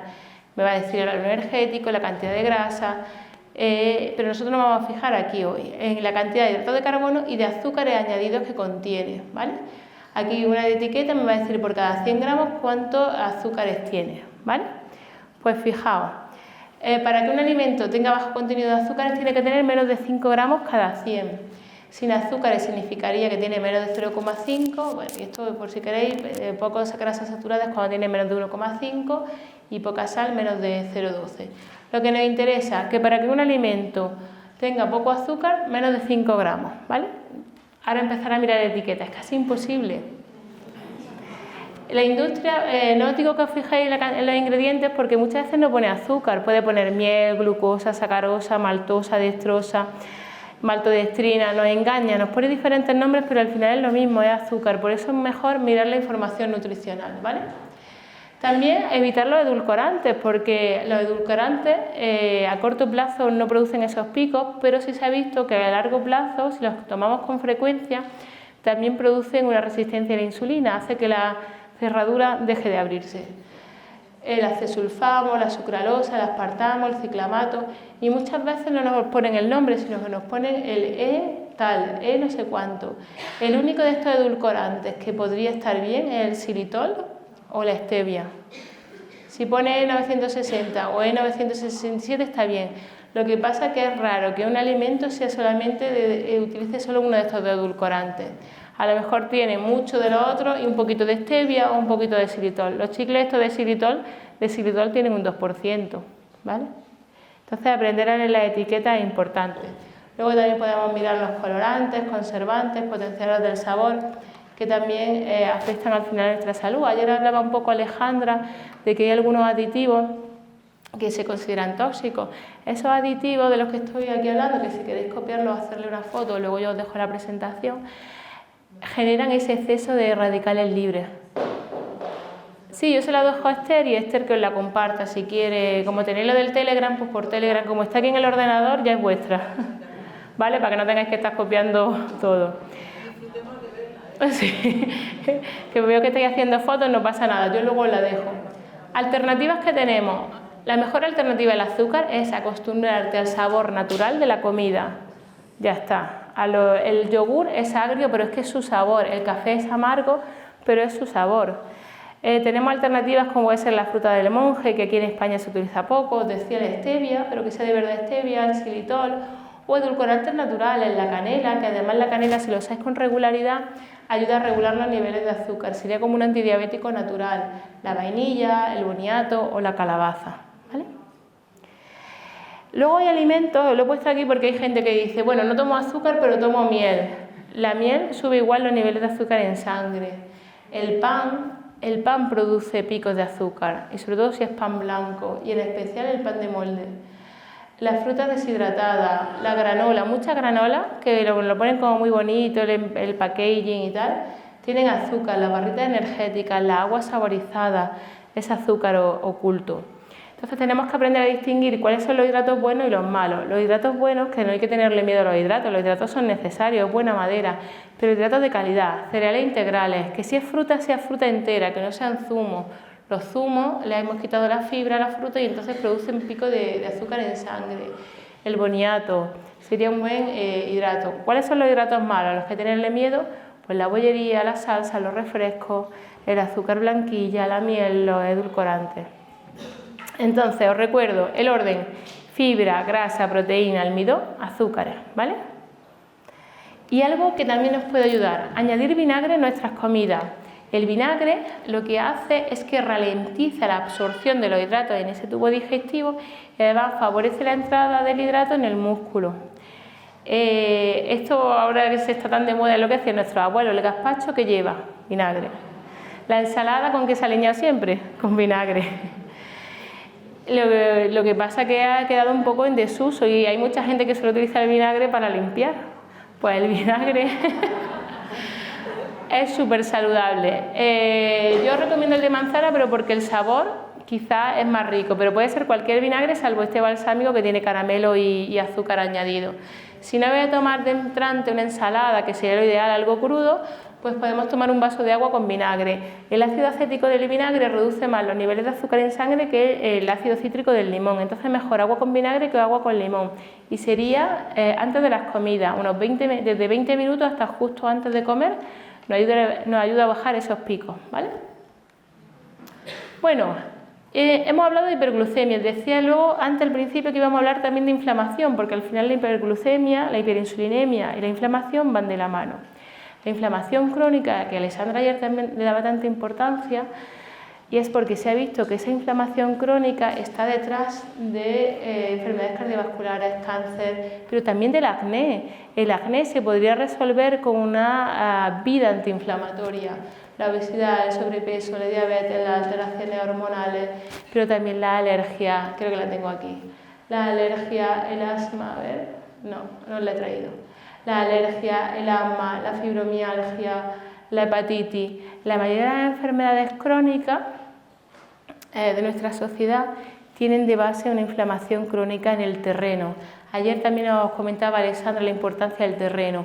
En un terreno, en un microambiente inflamado, va a haber enfermedad. Y esa enfermedad crónica está detrás de muchas patologías. 1 de cada 6 tumores tienen que ver con una inflamación crónica. Benito ha hablado un poco de la inflamación, pero de la inflamación aguda que se produce por lo que él decía, una quemadura. ¿Había entendido, no, ese proceso inflamatorio que él decía? Bueno, pues la inflamación está diseñada para que si yo me quemo, si yo me hago una herida, pues la quemadura se resuelva, la herida deje de sangrar, porque si no hubiese ese proceso yo me desangraría, o una quemadura, pues si no cicatriza se me podría infectar y podría acabar con la muerte. O si yo me enfrento con un virus, allá hablaba Alessandra, el virus del papiloma humano o cualquier virus respiratorio, si yo no tuviera un sistema inflamatorio, un sistema inmune que se defendiese, me moriría. El problema viene cuando la inflamación persiste en el tiempo, cuando el sistema inmune sigue reaccionando y sigue reaccionando y sigue produciendo esas citoquinas inflamatorias de las que hablaba ya Alessandra y sigue ahí haciendo algo que no debería de hacer porque debería de estar patrullando en busca de agentes gérmenes o en busca de células que están dañadas, pues el sistema inmunitario entra en bucle y sigue reaccionando y sigue reaccionando. ¿Qué hace que haya una inflamación crónica? Son muchos factores, probablemente algunos todavía no los conozcamos, pero a día de hoy sabemos que una inflamación crónica puede estar producida por una mala alimentación, por el sedentarismo. Sabemos que esa hormona como la insulina, cuando hay una hiperinsulinemia, hay una inflamación crónica, que el hiperestrogenismo del que hablaba ya Alessandra produce inflamación crónica, que el exceso de cortisol, que ahora hablaremos, produce inflamación crónica. Entonces lo que yo quiero enseñaros es, dentro de la alimentación, qué alimentos son inflamatorios, qué alimentos son antiinflamatorios. En general, ¿cómo reduzco la inflamación? Evitando el azúcar y los aceites refinados, durmiendo, lo que hablábamos ayer, de 7 a 9 horas, aprendiendo a gestionar el estrés, entrenando, haciendo ejercicio físico, sobre todo entrenamiento de fuerza, es el más antiinflamatorio, siguiendo una alimentación antiinflamatoria de la que os voy a hablar ahora y no fumar. El tabaco mata y es muy inflamatorio. Ahí he visto algunos ahí fumando.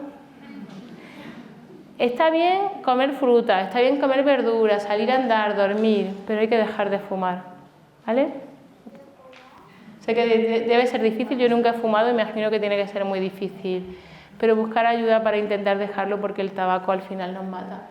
Bueno, alimentos inflamatorios. Mirad, a día de hoy se puede medir el índice inflamatorio de los alimentos, clasificando así cuáles son los alimentos que yo llamo ibuprofeno o aspirina, esos alimentos antiinflamatorios. Podemos medir su índice inflamatorio y cuáles son los alimentos que me inflaman, que me hacen enfermar. Antiinflamatorios son la aromática de las especias, sobre todo, es lo más antiinflamatorio, la cúrcuma, el jengibre, la pimienta, la guindilla, el orégano, el perejil, la canela. Son antiinflamatorios, ahí he puesto el comino, las semillas, la de lino, la de sésamo, la de calabaza. Son muy antiinflamatorios los tomates, son antiinflamatorios las hojas verdes, los de color naranja, la zanahoria, el boniato, los frutos rojos son antiinflamatorios. ¿Qué es inflamatorio? Pues lo mismo, siempre son los malos, siempre son los mismos. Los refrescos, las chuches, los aceites vegetales refinados, girasol, palma, las carnes procesadas, los embutidos, los nuggets, las hamburguesas, las salchichas, la margarina. Si voy a tomar mantequilla, no margarina. La margarina al final son aceites vegetales refinados que han solidificado. Los embutidos. Entonces, el ibuprofeno natural, alimentos naturales, dentro de las frutas, los frutos rojos que os decía, los cítricos, las manzanas, la piña. ¿Cómo puedo saber yo si tengo una inflamación crónica en mi organismo? Pues la analítica también nos puede estar hablando de si hay inflamación crónica o no. Podemos medir la PCR, la proteína C reactiva, la velocidad de sedimentación y el ácido úrico. Hay mucha gente que piensa en el ácido úrico solamente en lo de la gota. El ácido úrico no habla de inflamación, si está alto es porque hay una inflamación crónica. Hay veces que diagnosticamos enfermedades porque nos salta esto en la analítica, una velocidad muy alta es porque algo está pasando, hay una inflamación crónica de base que puede dar lugar a todas esas patologías que os he dicho, ¿vale? Son muchas cosas, ¿eh? Entonces, como resumen de lo que llevamos, vamos a incorporar alimentos frescos, a ser posible de locales, de temporada, si son ecológicos mucho mejor, fruta, verdura, legumbres, frutos secos, huevos, semillas, vamos a evitar lo ultraprocesado. Y luego también quiero enseñar un poco cómo planificar el menú para que sea lo más saludable posible. Que no se lo olvide también los alimentos fermentados. Comentaba ya Alessandra la importancia de la microbiota, de los bichitos que vivan en nuestro intestino. Si las bacterias que viven en el intestino son las favorables, no va a haber absorción de tóxicos, el sistema inmune, que parte de nuestro sistema inmune está en el sistema digestivo, va a funcionar mejor, vamos a tener mejor estado de ánimo, porque la serotonina que ayer comentaba Alessandra se produce en el cerebro, pero también en el intestino. Entonces vamos a cuidar el intestino Y en vez de recurrir a los probióticos que ahora están tan de moda, vamos a tomar yogur natural, kéfir, kombucha, sopa de miso, encurtidos pero sin glutamato, chucrú, alimentos fermentados que favorezcan nuestra microbiota, ¿vale? Algunos estaréis pensando, bueno, ¿y las proteínas vegetales dónde las tomo? Que ayer también me preguntaste alumno, las legumbres, la soja, el seitán, las semillas de cáñamo son muy ricas en proteínas vegetales. Un vegetariano puede obtener las proteínas totalmente de la naturaleza sin necesidad, si no quiere, de tomar proteína animal. Pero yo os digo, yo intento en mi día a día no tomar carne, ayer tuve que tomar porque no hubo otro, pero sí tomo huevo. El huevo es una proteína súper completa y si son huevos ecológicos, son huevos de calidad, ¿vale? Si comes poca carne, puedes tomar los que quieras. Ahora, si yo tomo ya carne, tomo pescado y tomo mucho huevo, ya es un exceso de proteína. Mínimo 7 a la semana sin problema. Si queréis 2 en la noche, ¿acordáis cuando no nos podíamos tomar la tortilla de 2 huevos porque parecía que íbamos a explotar cuando éramos pequeños? Podemos tomar huevos sin problema, pero que sean huevos ecológicos, si no del número 1, que tengan delante el 0 o el 1, porque si no esos huevos también son inflamatorios. El huevo está bien siempre que sea ecológico, si no conseguís del 0 del 1, el 2 y el 3 los descarto. ¿Habéis fijado que los huevos tienen un numerito? Pues el primer número marca el tipo de crianza de la gallina. Si tiene un 0, al principio son gallinas felices, son gallinas ecológicas que se han criado en libertad. El 1 no son tan felices, pero no están amargas.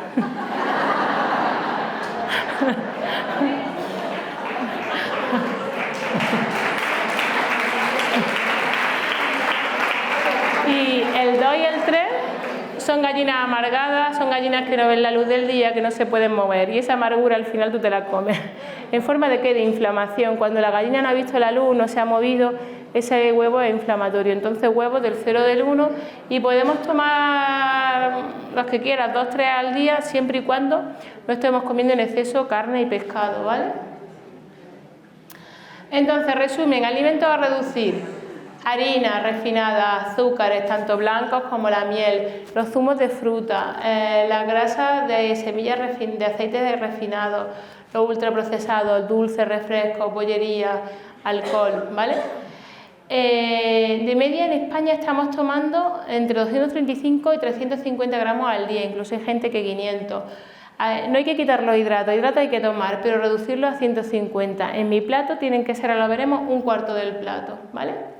Ahora, ya que más o menos tenéis la idea de qué alimentos sí o qué alimentos no, vamos a algunos mitos que luego seguro que me vaya a preguntar si algunos alimentos que tendréis dudas, vamos a ver sí o no. Café. ¿El café incrementa el riesgo de padecer cáncer, sí o no? ¿Qué creéis? Bueno, los cafeteros hay que decir que no, ¿a que sí? Bueno, café sí o no. Hombre,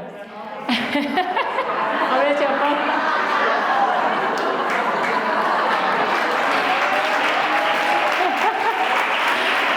Bueno, ahora vamos a hacer una encuesta cuando he puesto esto.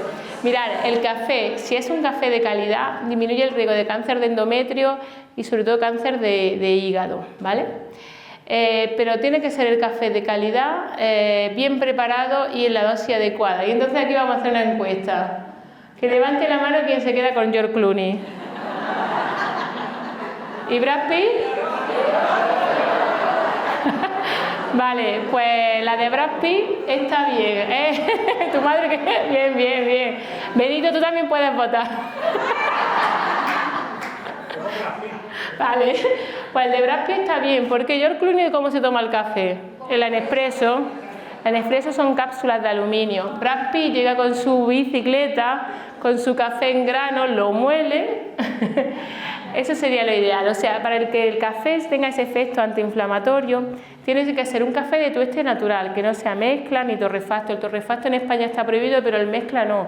El mezcla es mitad torrefacto, mitad natural. Tiene que ser un café de tueste natural y se puede elegir que el tueste sea bajo, mejor, ¿vale?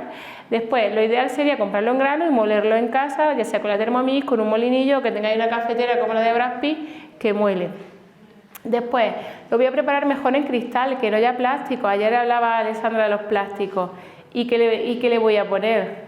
Pues nada, si quiero un poco de leche, leche de soja, pero no voy a poner ni leche condensada, ni Bailey, ¿no?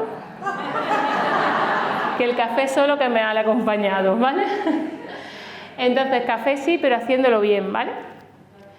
Esta es la cafetera ideal, esta es la que yo tengo, porque el café filtrado es mejor que el café que se prepara por presión, porque aprovechamos más los fitoquímicos antioxidantes del café. Entonces lo ponéis aquí abajo el café y le echáis el agua y al final el café de pucherete de nuestra abuela, ¿vale? O el café chorreado que le llaman en los países latinos. Pero esto no significa, ahora que he dicho que el café está bien, que todo va a tomar café. Si no os gusta no tenéis que tomar café. Igual de bueno es el té, las infusiones, el mate, la chicoria, el cacao, no el colacao, sino el cacao también es muy antiinflamatorio. O el café descafeinado si es de calidad, el de Nescafé, eso no. Pero un café descafeinado molido o en grano, que vosotros lo moláis, también podemos tomarlo, ¿vale? Bebidas vegetales, que también me preguntaba el otro día, ¿cuál es la mejor bebida vegetal? Pues mirad, después de hacer un estudio en el mercado, yo me quedaría con la bebida de soja como la mejor opción, pero que sea sin azúcar añadido. ¿Por qué la bebida de avena o la de arroz no la recomiendo? Bueno, primero son cereales, lo otro es una legumbre, la soja, pero el problema es que en España la mayoría de las bebidas de avena y de arroz están hidrolizadas. ¿Qué significa esto? Que la industria ha separado sus moléculas de sus hidratos para que estén más dulcecitos. Si yo convierto las moléculas de la avena, de ese cereal, lo convierto en azúcar, pues claro, cuando me la tomo está súper dulce. Habéis fijado que las bebidas de avena son muy dulces y sin embargo, si ves y la de arroz igual, si ves los ingredientes, no pone que tenga azúcar añadido y sin embargo, si miráis la información nutricional, va a tener más de 5 gramos de azúcar añadido. La industria es muy lista, no pone la palabra azúcar, pero la hidroliza, igual que pasa con los cereales de los bebés. Los cereales de los bebés no tienen azúcar añadido, pero han hidrolizado el cereal para que esté dulcecito, el bebé se lo coma mucho más fácil, engorde rápido. ¿Habéis visto que los niños, si le empiezan a dar cereales, engordan rápido? ¿Por qué engordan? Picos de azúcar, hiperinsulinemia, se acumula ese azúcar en forma de grasa. Estamos formando futuros diabéticos, futuros obesos desde pequeñitos, ¿vale? Otro de esos grandes mitos, ¿vale? Si tenemos cáncer podemos tomar soja, con el tiroides podemos tomar soja.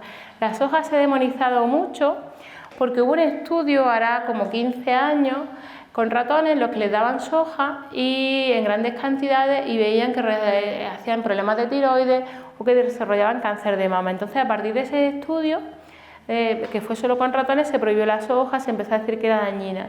Años después se ha visto que es que no es extrapolable la información de los ratones a los humanos porque ellos tienen receptores estrogénicos diferentes.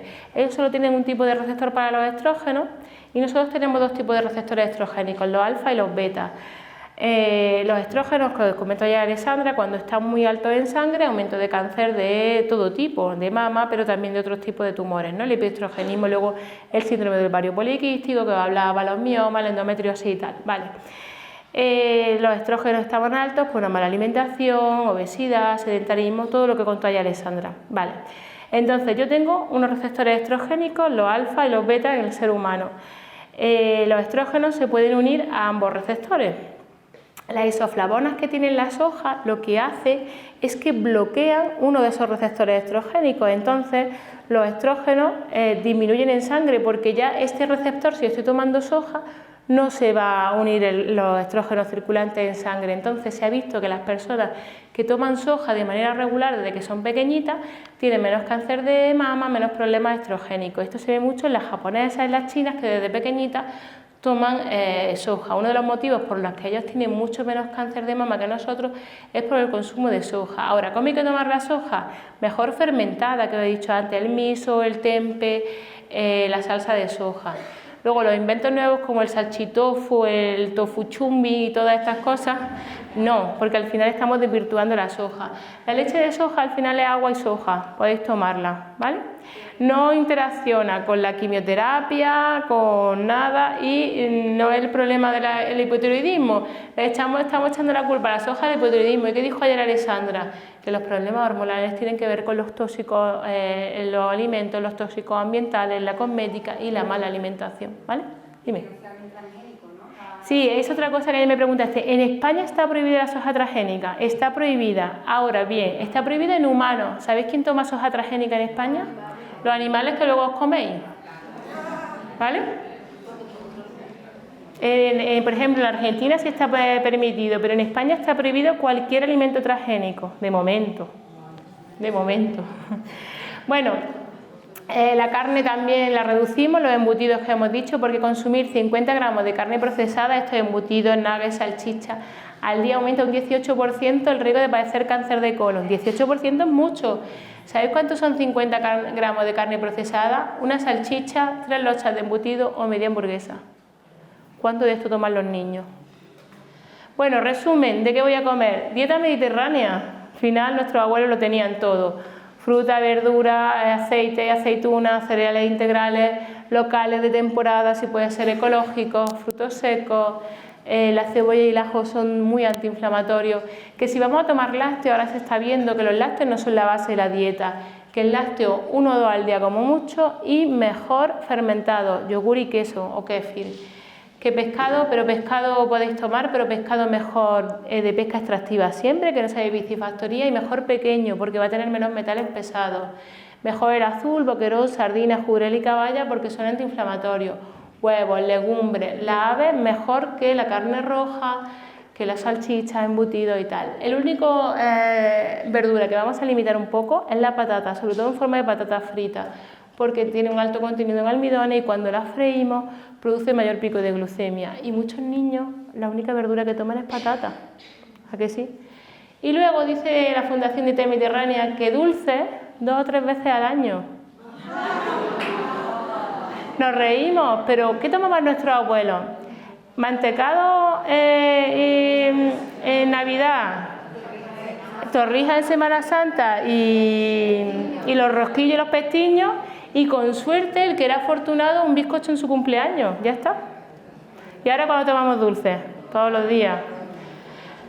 Pues eso, bueno, seguimos. Ahora quiero un poco las pautas de qué voy a comer, desayunar y cenar. Desayuno, ¿cuál es mejor, este o este? ¿Cuál es mejor, Irene? ¿El aguacate o el otro? El aguacate. Vale, hay que desayunar salado, es súper importante. Si desayuno salado, no voy a producir ese pico de glucemia y voy a tener más energía, me voy a concentrar más en el trabajo, porque en el momento en donde nos cuesta más metabolizar los hidratos, cuando cuesta más que la caldera eche a funcionar es por la mañana. Por eso es importante empezar por el desayuno salado. Y sin embargo en España esto no es frecuente, que alguien desayune carne, una ensalada, no es lo normal. Sin embargo, si viajáis a otros países, los países asiáticos toman sopa picante de pollo por el desayuno, ¿no? O por ejemplo en Costa Rica tomaban por la mañana ya sus legumbres, ¿no? Con aguacate, y nosotros aquí sin embargo cereales, bollería y pastelería. Ejemplo de desayuno salado. Pues una tostada de aguacate, o sea, si queréis tomar pan pero con aguacate, aceite de oliva y nueces, por eso os decía lo que hemos tomado aquí. Os la vamos a pasar, si no queréis hacerle fotos. La tostada puede ser de crema de frutos secos y queso, o aguacate con huevo, puede ser requesón con frutos secos, arándano y semillas, yogur con frutos secos, semillas y fruta, huevos revueltos, tortillas, resto de la comida del día anterior. A mí me hace mucha gracia porque la gente se sorprende mucho cuando yo cuento que Nacho el Grande, lo que le encanta desayunar y es su desayuno habitual, yo casi todos los días hago huevos revueltos, pero sobre todo le gustan los garbanzos y las lentejas que han sobrado. Y mucho. ¿Qué? No, que si no ha sobrado de cenar o de comer del día anterior garbanzos, pues come cocido de garbanzos por la mañana o lentejas antes de ir al instituto. Eso es grasa, fibra, proteína, va a hacer que el resto del día tenga niveles buenos de energía, va a rendir más en el instituto que si desayuna colacao con cereales. ¿El porridge de avena se cuece con agua, no? El porridge ahora lo voy a contar cómo se hace para que no produzca pico. Va a adelantar. Ahí va la siguiente. Hemos dicho, ahora está muy de moda la avena, pero la avena al final es un almidón, es un cereal. ¿Cómo lo hago yo para que no me produzca pico? Pues mirad, una de las cosas que se recomienda es transformar el almidón de la avena o de cualquier cereal en almidón resistente, es decir, se convierte en un tipo de almidón que pasa mucho más lento por aquella tubería, ¿no? ¿Cómo lo hago? Si la avena la cocéis por la noche y luego la enfriáis, igual que la avena, el arroz, la patata, se genera ese almidón resistente. Tiene que estar por lo menos 8 horas en la nevera para generar el almidón resistente. Entonces, una manera de tomar el porridge de avena sería que lo cocéis por la noche y lo dejáis fresquito en la nevera. Después podéis tomarlo frío o ya recalentarlo, no hay problema, pero generamos así ese almidón resistente. Y luego, ¿qué le pondría a la avena para que no produzca pico? Pues le podemos producir frutos secos, semillas, frutos rojos, le podemos poner yogur natural, Que a Ire le encanta desayunar a la avena. Uno solo de los huevos y otro del porridge de avena. Pues de esa manera, os decía, ningún alimento va a estar prohibido, solo hay que aprender a acompañarlo, ¿vale? Sí, luego vamos a hablar también de lo del ayuno. Sí, esta es una forma perfecta, frutos secos y fruta, no va a haber pico, perfecto. Entonces, tips para cambiar los desayunos. Pan blanco por pan integral, los cereales Chocopray, Chocoflake, Chucuchín por avena. La mantequilla por y la margarina sobre todo por aguacate, aceite de oliva virgen extra, los zumos por frutas frescas, los yogures de sabores por yogur natural o kéfir. Y si podéis hacerlo mucho mejor, hacer yogur es súper fácil. 1 litro de leche, un yogur de calidad, lo ponéis a fermentar en la yogurtera, creo que es de las cosas más baratas que podéis comprar. Yo la primera y única que compré, la compré cuando nació Nacho, 15 años y me costó 20 euros. O sea, consume muy poca cantidad de electricidad. Bueno, ahora ya hemos visto más o menos el desayuno salado, donde es importante que haya huevos, sea cocido, tortilla, huevos revueltos, ¿vale? Y ahora mediodía, ¿cómo debería de disponer el plato? Pues a día de hoy, tanto el plato saludable de Harvard como Fundación Dieta Mediterránea nos dicen que lo ideal es que la mitad del plato sean vegetales, un cuarto cereal. Antes de la base de la alimentación parece que eran los cereales, solamente un cuarto cereal, o patata o boniato, y como hemos dicho antes, mejor integral. Y un cuarto proteína, pero de calidad. No vamos a poner embutidos, no vamos a poner carnes procesadas, sino vamos a poner huevos, legumbre, pescado o carne de ave. Siempre todo regado con abundante grasa, aceite de oliva virgen extra, aguacate, aceituna. No hay que eliminar los hidratos, pero sí hay que disminuirlos y aumentar el consumo de fibra. Esto es fibra, esto es vida, ¿vale? Ahora seguro que muchos estáis pensando, oye, pero los italianos, que tanta pasta comen, tanta pizza, y tienen menos diabetes que nosotros. ¿Qué es lo que hacen? ¿Sabéis una de las cosas más tradicionales que también se está perdiendo, como está pasando aquí con el gazpacho, está pasando en Italia? Toman el pinzimonio. El pinzimonio, ahora vais a ver con todo lo que he contado, que es que reúne todo lo... Y esto no está inventado, no es algo nuevo, es algo tradicional. El pinzimonio son vegetales crudos de temporada, pues este tiene rábano, tiene pepino, zanahoria, endivia. Tradicionalmente el vegetal crudo que hay de temporada, y el aderezo es aceite de oliva virgen extra, vinagre de manzana, limón, sal y pimienta. ¿Qué haría si yo como esto antes de un plato de pasta? Ya está, estabilizo el pico, no va a haber pico, ¿vale? O sea, no es tan difícil, acordaos, un poquito de tomate, pepino, apio, aliñado con aceite y vinagre, ya voy a reducir el pico. Y ya si a esto le pones cúrcuma, ya brutal, ¿no? Bueno, ¿qué voy a comer? Ejemplo, pues es una ensalada de tomate, pepino, pimiento con agua y vinagre, y después de plato principal, seitán, pollo, salmón, que sea salvaje, a la plancha con espárragos verdes. Ahí tendríamos menú. Os dejo, como luego va a pasar la diapositiva, pues ejemplos de qué puedo comer para que tenga grasa, proteína e hidratos. A nosotros nos gusta mucho en casa este último, los curries de verdura con gambas, pollo, tofu, según, y arroz integral. ¿Qué? A ti con gambas no, a ti con tofu. Pero a mí me gusta con gambas. Por eso lo vamos cambiando. Cena, pues mira, he puesto aquí crema de calabacín con tortilla, pescado si coméis con espárragos y champiñones, podrían ser unas brochetas de pollo de tofu con verdura. Es decir, nada está prohibido, si solamente aprender a hacer las combinaciones y el orden. Nunca empecéis una comida comiendo pan, no empecéis tomando un refresco. Si un día quiero tomarme un pastel, me lo guardo para el postre, o si me quiero tomar un pastel en mitad de la tarde, pues me tomo un pañito de frutos secos antes del pastel, ¿vale? O lo dejamos para un cumple, ¿verdad? O ayer el chocolate que había ahí, chocolate negro con frutos secos. Que nos empecemos a cuidar a la niña. Venga. ¿Sabes? Que nos vaya guiando en la alimentación. Eire podría dar perfectamente la charla, ¿eh? Lo tiene todo muy interiorizado. Para media mañana, media tarde, con lo que ya sabéis, puede ser un café o un té con frutos secos y fruta, ¿no? Como hemos hecho aquí en los breaks, o un yogur con fruta y frutos secos, o un paquetito de aguacate, leche de coco y semillas, sería grasa y proteína y saludable. Luego otra cosa que me preguntáis, ¿qué vamos a beber? Sobre todo si salimos fuera, ¿cuál es la mejor bebida? Eire, ¿cuál es la mejor? Agua. ¿Y si no, Eire? ¿Café? ¿Agua con gas? Infusiones, café, té sin azúcar. Y si un día queréis beber alcohol, ¿qué vamos a beber? Vino. Porque el vino no produce pico de glucemia y sin embargo la cerveza sí. ¿Y qué es lo que ve la mayoría de la gente que bebe alcohol? Cerveza, ¿no? Pues mejor vino. Y si es vino tinto, ayer comentaba Alessandra, ¿os acordáis de la palabra resveratrol, no? El vino tinto tiene más resveratrol que el blanco o el rosado, entonces si algún día vais a beber vino, pues vino tinto. Pero esto no lo interpretéis, como ha dicho Adil, que puedo tomarme todo el día una copita de vino, ¿vale? De vez en cuando. Y luego, más o menos los alimentos los tenéis, siento ir rápido, pero como quiero contaros tantas cosas, vamos más o menos bien, ¿no? Os he dicho antes que era importante los alimentos que elijo, en el orden en el que me los como. También Alessandra ayer os dio algo de dónde los preparo, ¿no? O dónde me los como. Os dijo que nada de plásticos, que mejor el cristal, o Brad Pitt nos ha dicho que mejor ese café en la cafetera de cristal. Siempre intentamos evitar los plásticos. Vamos a intentar evitar cocciones a muy altas temperaturas por lo de la tostada. Lo que le pasa a la tostada le pasa a nuestro cuerpo. Si yo quemo frío en demasía, si cocino a altas temperaturas me voy quemando por dentro, ¿no? Entonces la tostada quemada la voy a descartar.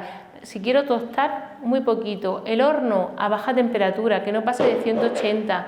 La freidora de aire no la utilicéis porque llega a más de 200, creo que es 230, o sea, eso te tuesta por dentro.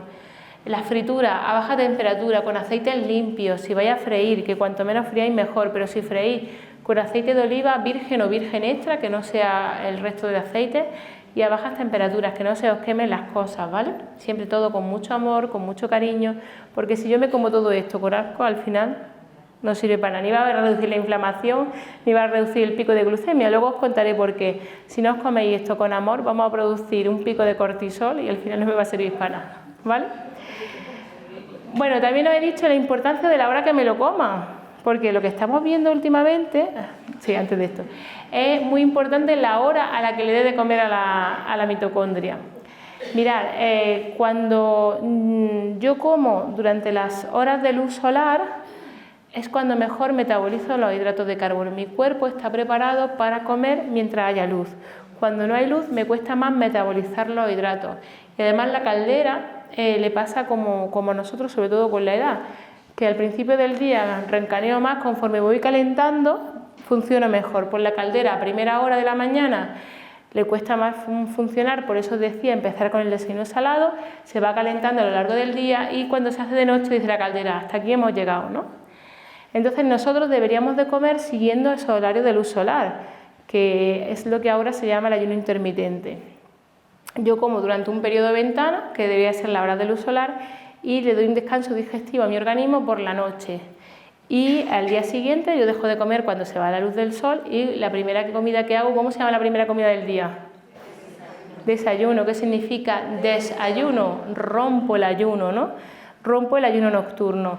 Eso que hacían nuestros antepasados cuando no había luz solar, cuando se iba la luz del día ya no comían más porque no veía una torta y no veían hasta el día siguiente. ¿Cuál es el problema hoy? Que tenemos luz durante todo el día y esa luz es luz artificial. Pues nosotros estamos diseñados como seres humanos para metabolizar los hidratos, especialmente los hidratos durante las horas de luz solar.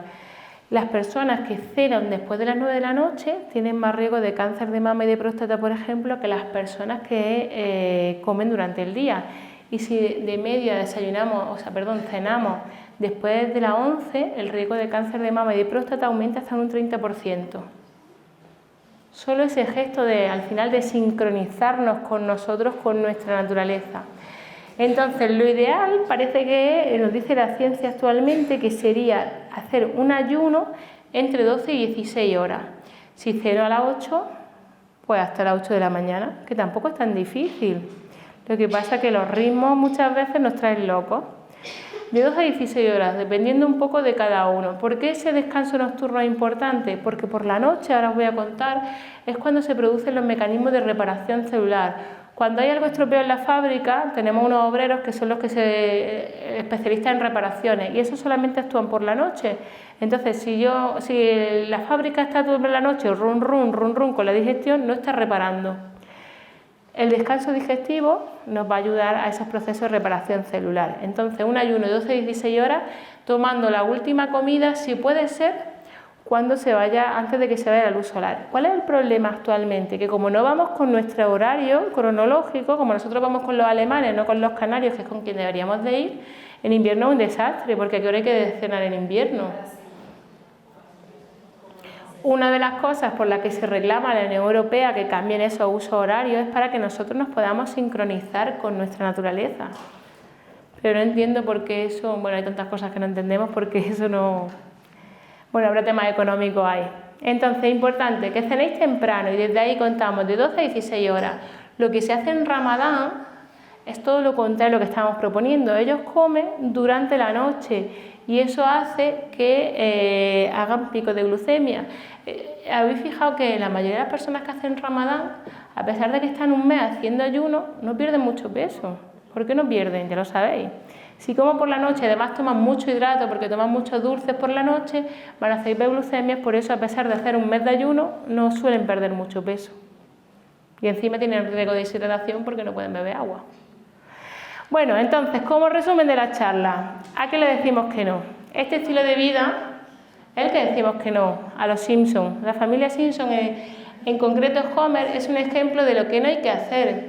Comida rápida, azúcar, mucho alcohol, sedentarismo, vida cama-sillón, además comen súper rápido. Y esto que hace Homer es el reflejo de la sociedad americana y actualmente se está convirtiendo en el reflejo de nuestra sociedad. Nosotros lo hacíamos muy bien, dieta mediterránea, pero estamos perdiendo, y esto es habitual. Y que los niños y los adolescentes coman ultraprocesados es habitual, ¿a que sí? Sin embargo, Homer lleva 30 años en antena y no le ha dado cáncer, ¿a que no? Ni un infarto. ¿Qué hace bien? La gestión de las emociones. A Homer le da lo mismo que la central nuclear está ardiendo y él está ahí tranquilo.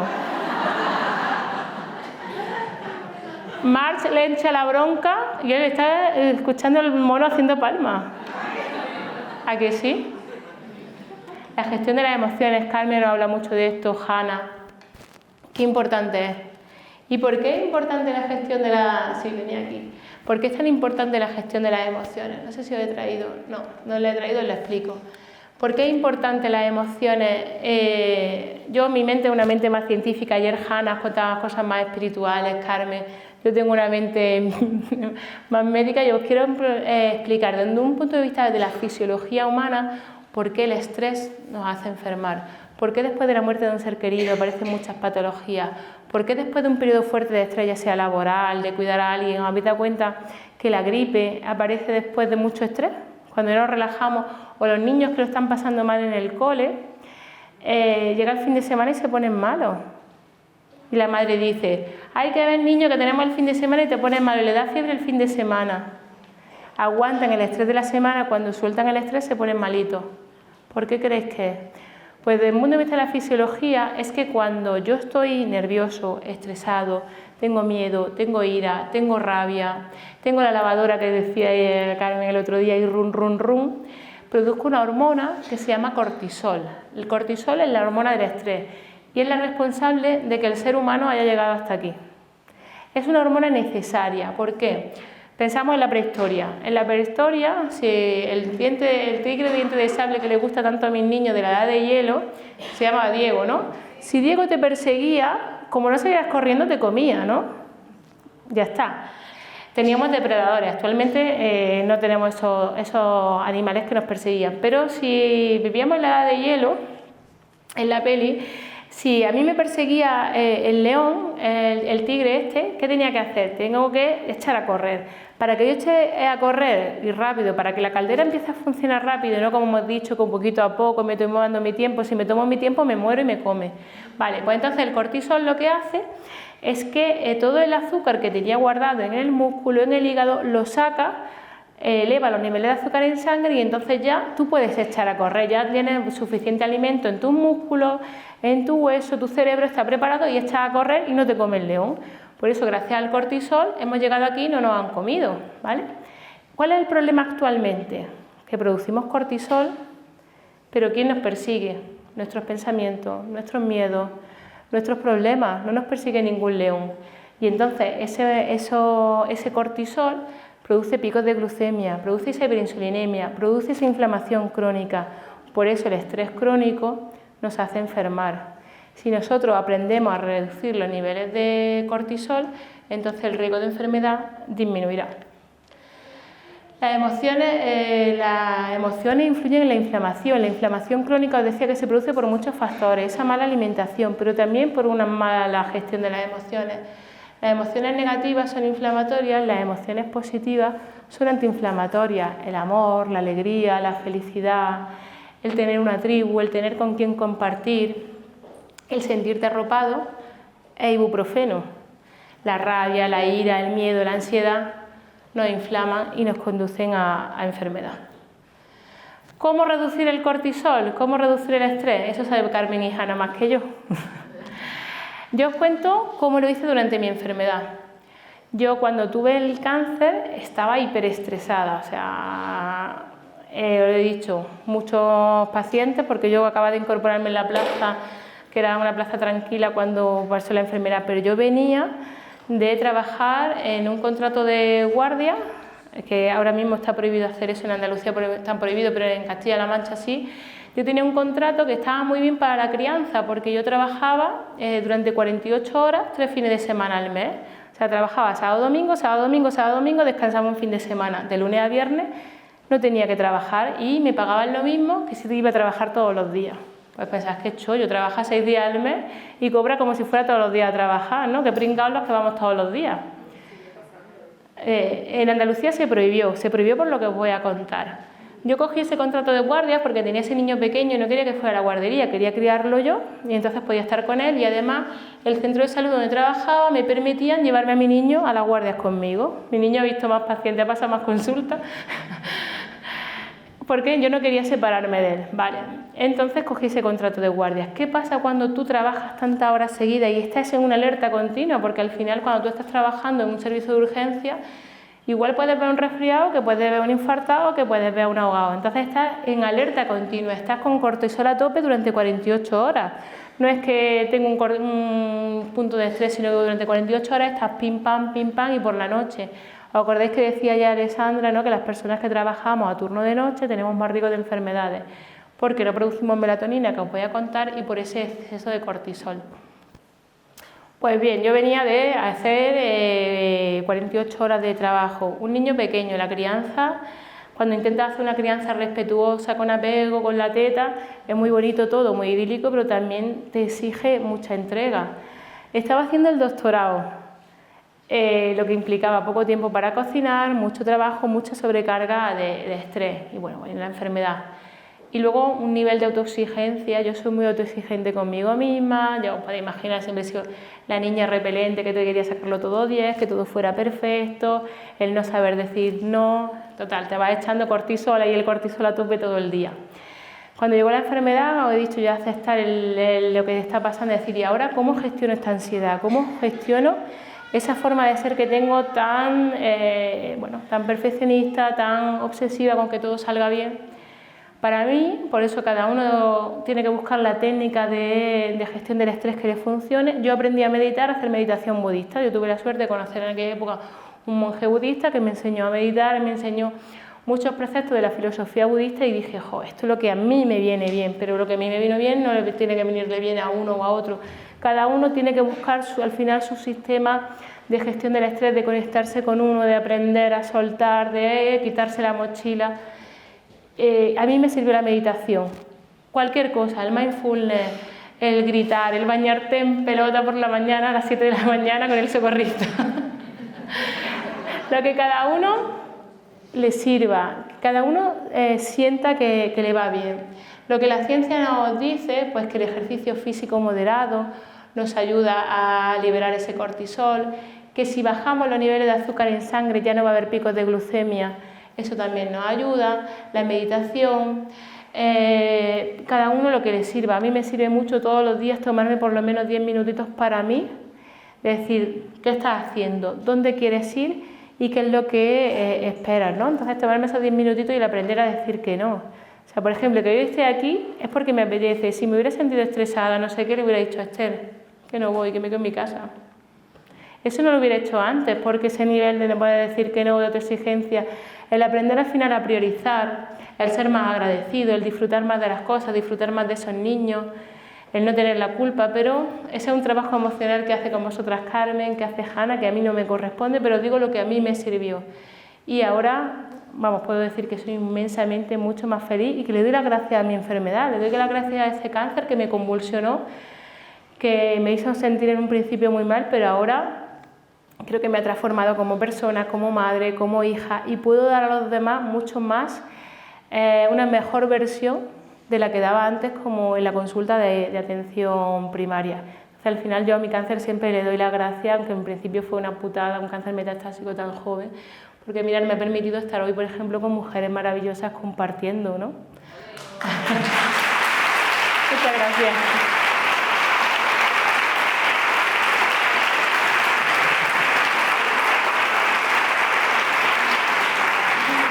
Muchas gracias, primores. Bueno, y luego hablaba de otra molécula que era súper importante. Hoy, vamos, lleváis de hormonas, de moléculas. Ayer algo también hablaba Alessandra, la melatonina. Otra hormona fundamental es la molécula del sueño. Solo se produce por la noche, a partir de las 11, dependiendo de nuestro cronotipo, si somos más nocturnos o somos más diurnos. Pero de media a las 11 de la noche empezamos a producir, o sea, empiezan ya los picos de melatonina, aunque empezamos a producirla ya por la tarde. La melatonina es la molécula del sueño, es la que hace que por la noche nos entre ganas de dormir. La naturaleza está diseñada para que por la noche te duermas, porque por la noche se producían esos mecanismos de reparación celular, es donde se reajusta el reloj biológico. Si algo se ha desajustado en nuestra maquinaria, por la noche se ajusta. Entonces la molécula del sueño es la melatonina, regula el ritmo circadiano, regula los procesos de reparación celular. Producimos mucha melatonina durante la época del crecimiento porque nos ayuda a crecer, y a partir de los 35 años la cantidad de melatonina que vamos produciendo va bajando. Por eso a partir de los 35 años pues empezamos a envejecer. Si nosotros no producimos melatonina en cantidades suficientes, porque no dormimos, porque dormimos con la luz encendida, porque estamos con las pantallas, la luz artificial interfiere en la producción de melatonina. Y a corto plazo, si yo no duermo bien o no duermo lo suficiente, o porque estoy trabajando, como decía, con las guardias, que hablaba ya Alessandra, que por eso ya se la había quitado, y yo desde el cáncer decidí también no volver a hacer guardia, es porque a corto plazo, ¿qué notas? Si no dormís bien, al día siguiente nos duele la cabeza, estamos de mal humor, estamos cansados, irritados, pero a largo plazo hay riesgo de cáncer, de diabetes, de fibromialgia, de depresión, de Alzheimer. Entonces, por la noche, ¿qué debemos hacer? Dormir. ¿Cuánto? De 7 a 9 horas. Y aquí os cuento un truco, y que a lo mejor a Benito le gusta. Si yo lo que quiero es vivir más y mejor y tener mejor la piel y menos arrugas, aparte de utilizar secretos del agua, tomar melatonina, suplementaros con melatonina. La melatonina hace que tengamos menos arrugas. ¿Pero la puedes usar siempre? Sí, a partir de los 35 años que empieza a producir menos. Yo llevo 10 años suplementándome, bueno, desde que tuve el cáncer, 13 años suplementándome con melatonina. A partir de los 35 años la podéis tomar. El único problema es que en España no se permite más de 1,9 miligramos en herbolario. ¿Por qué? Porque hay un fármaco que se llama Circadin, que tiene 2 miligramos y está financiado por la Seguridad Social. Entonces, para no hacerle competencia, de libre comercio solamente hay 1,9. En Estados Unidos, en Inglaterra, tú puedes comprar la cantidad de melatonina que tú quieras. Aquí en España 1,9. Y es que lo ideal sería que mínimo tomaseis 5 miligramos para que haga efecto, no solo para el tema de las arrugas, que eso está guay, ¿no? Tener la piel bonita, no tener arrugas está bien, pero sobre todo para favorecer esos mecanismos de reparación celular, para no tostarnos antes de tiempo que hablábamos. Nos vendría muy bien a partir de los 35 un suplemento de melatonina. Si te la apuntas, Benito. ¿Qué estoy hablando? Por la noche. ¿A qué hora? Entre las 10 y las 11, porque como he dicho que la mayoría de nosotros empezamos a producir un pico a esa hora, entonces entre las 10 y las 11 de la noche. Eso se podría ajustar, y el Instituto de la Melatonina, por ejemplo, te hace tu cronotipo y te dice, tú lo ideal sería que te lo tomes a esta hora. El Instituto de la Melatonina está en Granada, lo dirige Darío Acuña y Herménez Cames, que están especializados en eso, de cómo influye la melatonina en el ser humano y en el anti-aging, ¿no? Yo no sé si había escuchado hablar de ese instituto, del Instituto de Melatonina en Granada. Es que en Granada tenemos grandes cracks. Ayer dijo Alessandra, bueno, aparte de ello, ayer os comentó Alessandra que estaba Nicolás Olea, ¿no? que Nicolás Olea tenéis que seguirle porque habla mucho de disrupción endocrina, cáncer, enfermedades de tiroides, y aparte está el Instituto de la Melatonina. Ellos durante el COVID hicieron, en el Hospital de Granada hicieron un estudio donde veían que a los pacientes con COVID grave, si les daban melatonina intravenosa, no necesitaban tanta dosis de corticoides. La melatonina les ayudaba a parar esa cascada inflamatoria, porque en el COVID, todo el COVID grave, era porque se producía una cascada inflamatoria brutal, ¿no? Era como una descarga, esa inflamación crónica que hemos hablado, pues era una descarga de citoquinas, de leucotrienos brutal. Con lo que sabéis ahora, ¿quién creéis que eran las personas que tuvieron COVID más graves? Si ya sabéis que era una cascada inflamatoria, los más inflamados. ¿Quiénes son los más inflamados? Bueno, los mayores depende. Si están mayores sanos, no. O sea, la edad no es inflamación. Sobrepeso, obesidad, diabéticos y enfermos cardíacos. Esos son los que más murieron porque estaban inflamados. Y el COVID, como no era en teoría un virus que no reconocían, pues producía una cascada inflamatoria más brutal. Y a mí me hizo mucha gracia porque había mucha gente con obesidad ingresada en el hospital comiendo flanes, natillas, y decías, Dios, si estás favoreciendo la inflamación. Pero bueno,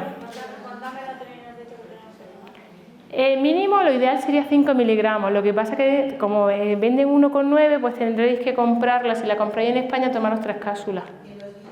¿En bebé, por favor? ¿En bebé? No, es a partir de los 35 años. En bebé. La teta.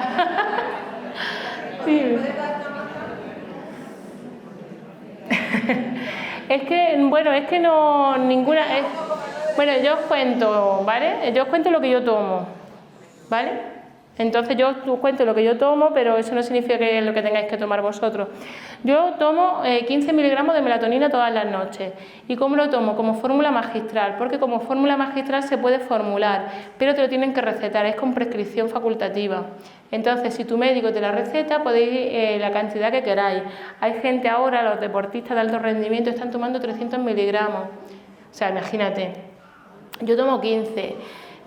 Pero si no es con receta médica, solo se puede tomar 1,9. Entonces cualquier marca que ponga melatonina 1,9 y que no tenga azúcar añadido, que no tenga antiaglomerantes, dime. Claro, como cualquier médico, por fórmula magistral melatonina de la cantidad que tú quieras, pero mínimo debería ser 5. Pero te lo tienen que recetar un facultativo. Si no, pues compras 1,9 y te tomas por lo menos 3. ¿Tú te lo prescribes a ti mismo? Sí. Por eso he dicho que lo que yo tomo, he hecho una marca de lo que yo me tomo es en la farmacia, en cualquier farmacia que hagan fórmulas magistrales. Dime. ¿Recomiendas entonces melatonina? A partir de los 35. Pero si duermes bien y eso... Aunque duermas bien, porque al final esto, como con la edad cada vez producimos menos, aunque duermas bien, esto te va a ayudar a vivir más. Bueno, más que vivir más, envejecer mejor. Deporte. En el periodo de ventana es el que hemos hablado, porque si haces deporte muy tarde, después de que sea el sol, también te va a costar más dormir. Lo del deporte en ayunas es variable, no afecta al rendimiento deportivo, depende, ahora iba a hablar del ejercicio, de cómo te guste más. Yo entreno en ayunas, pero porque yo me voy a comer, que he desayunado, estoy fatal.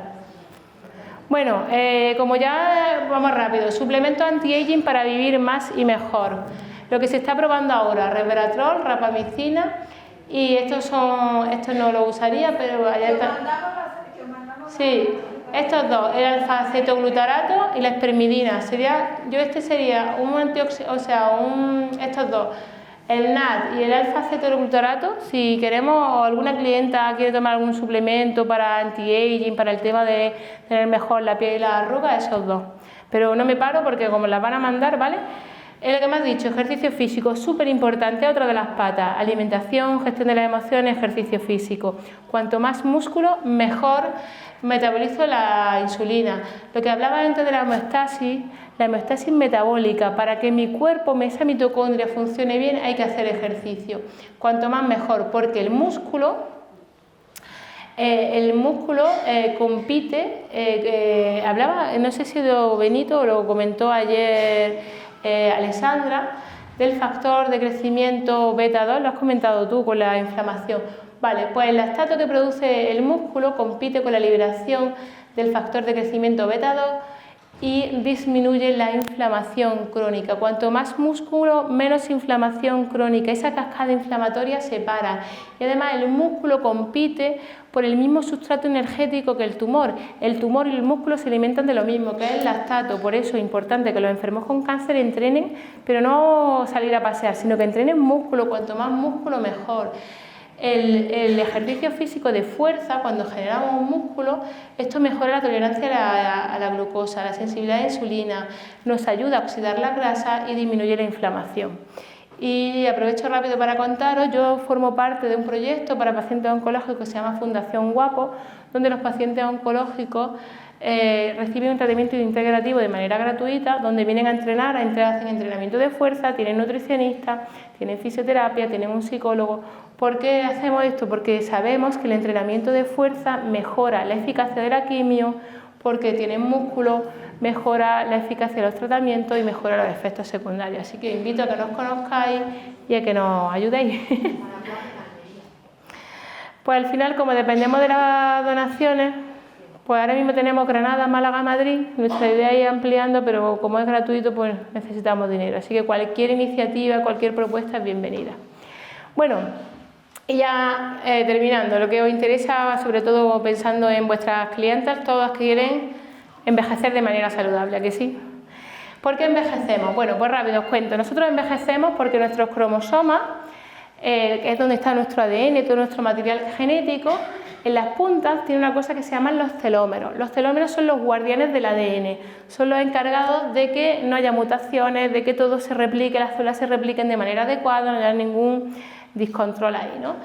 Cuando somos adolescentes los telómeros son súper largos y con la edad los telómeros se van acortando. Cuando ya llegamos a la vejez los telómeros son muy cortitos y entonces ya hay más riesgo de mutaciones, hay más riesgo de cáncer, de cualquier tipo de enfermedad. Cuanto más largos sean nuestros telómeros y más tarden en acortarse, más viviremos. Entonces envejeceremos de una manera u otra dependiendo de la longitud de nuestros telómeros. Os he traído aquí algún ejemplo para que veáis. El envejecimiento, hay gente que dice, es que tiene una buena genética, es que trae buenos genes. No depende de los genes. Lo que sí se hereda de nuestros padres son los hábitos.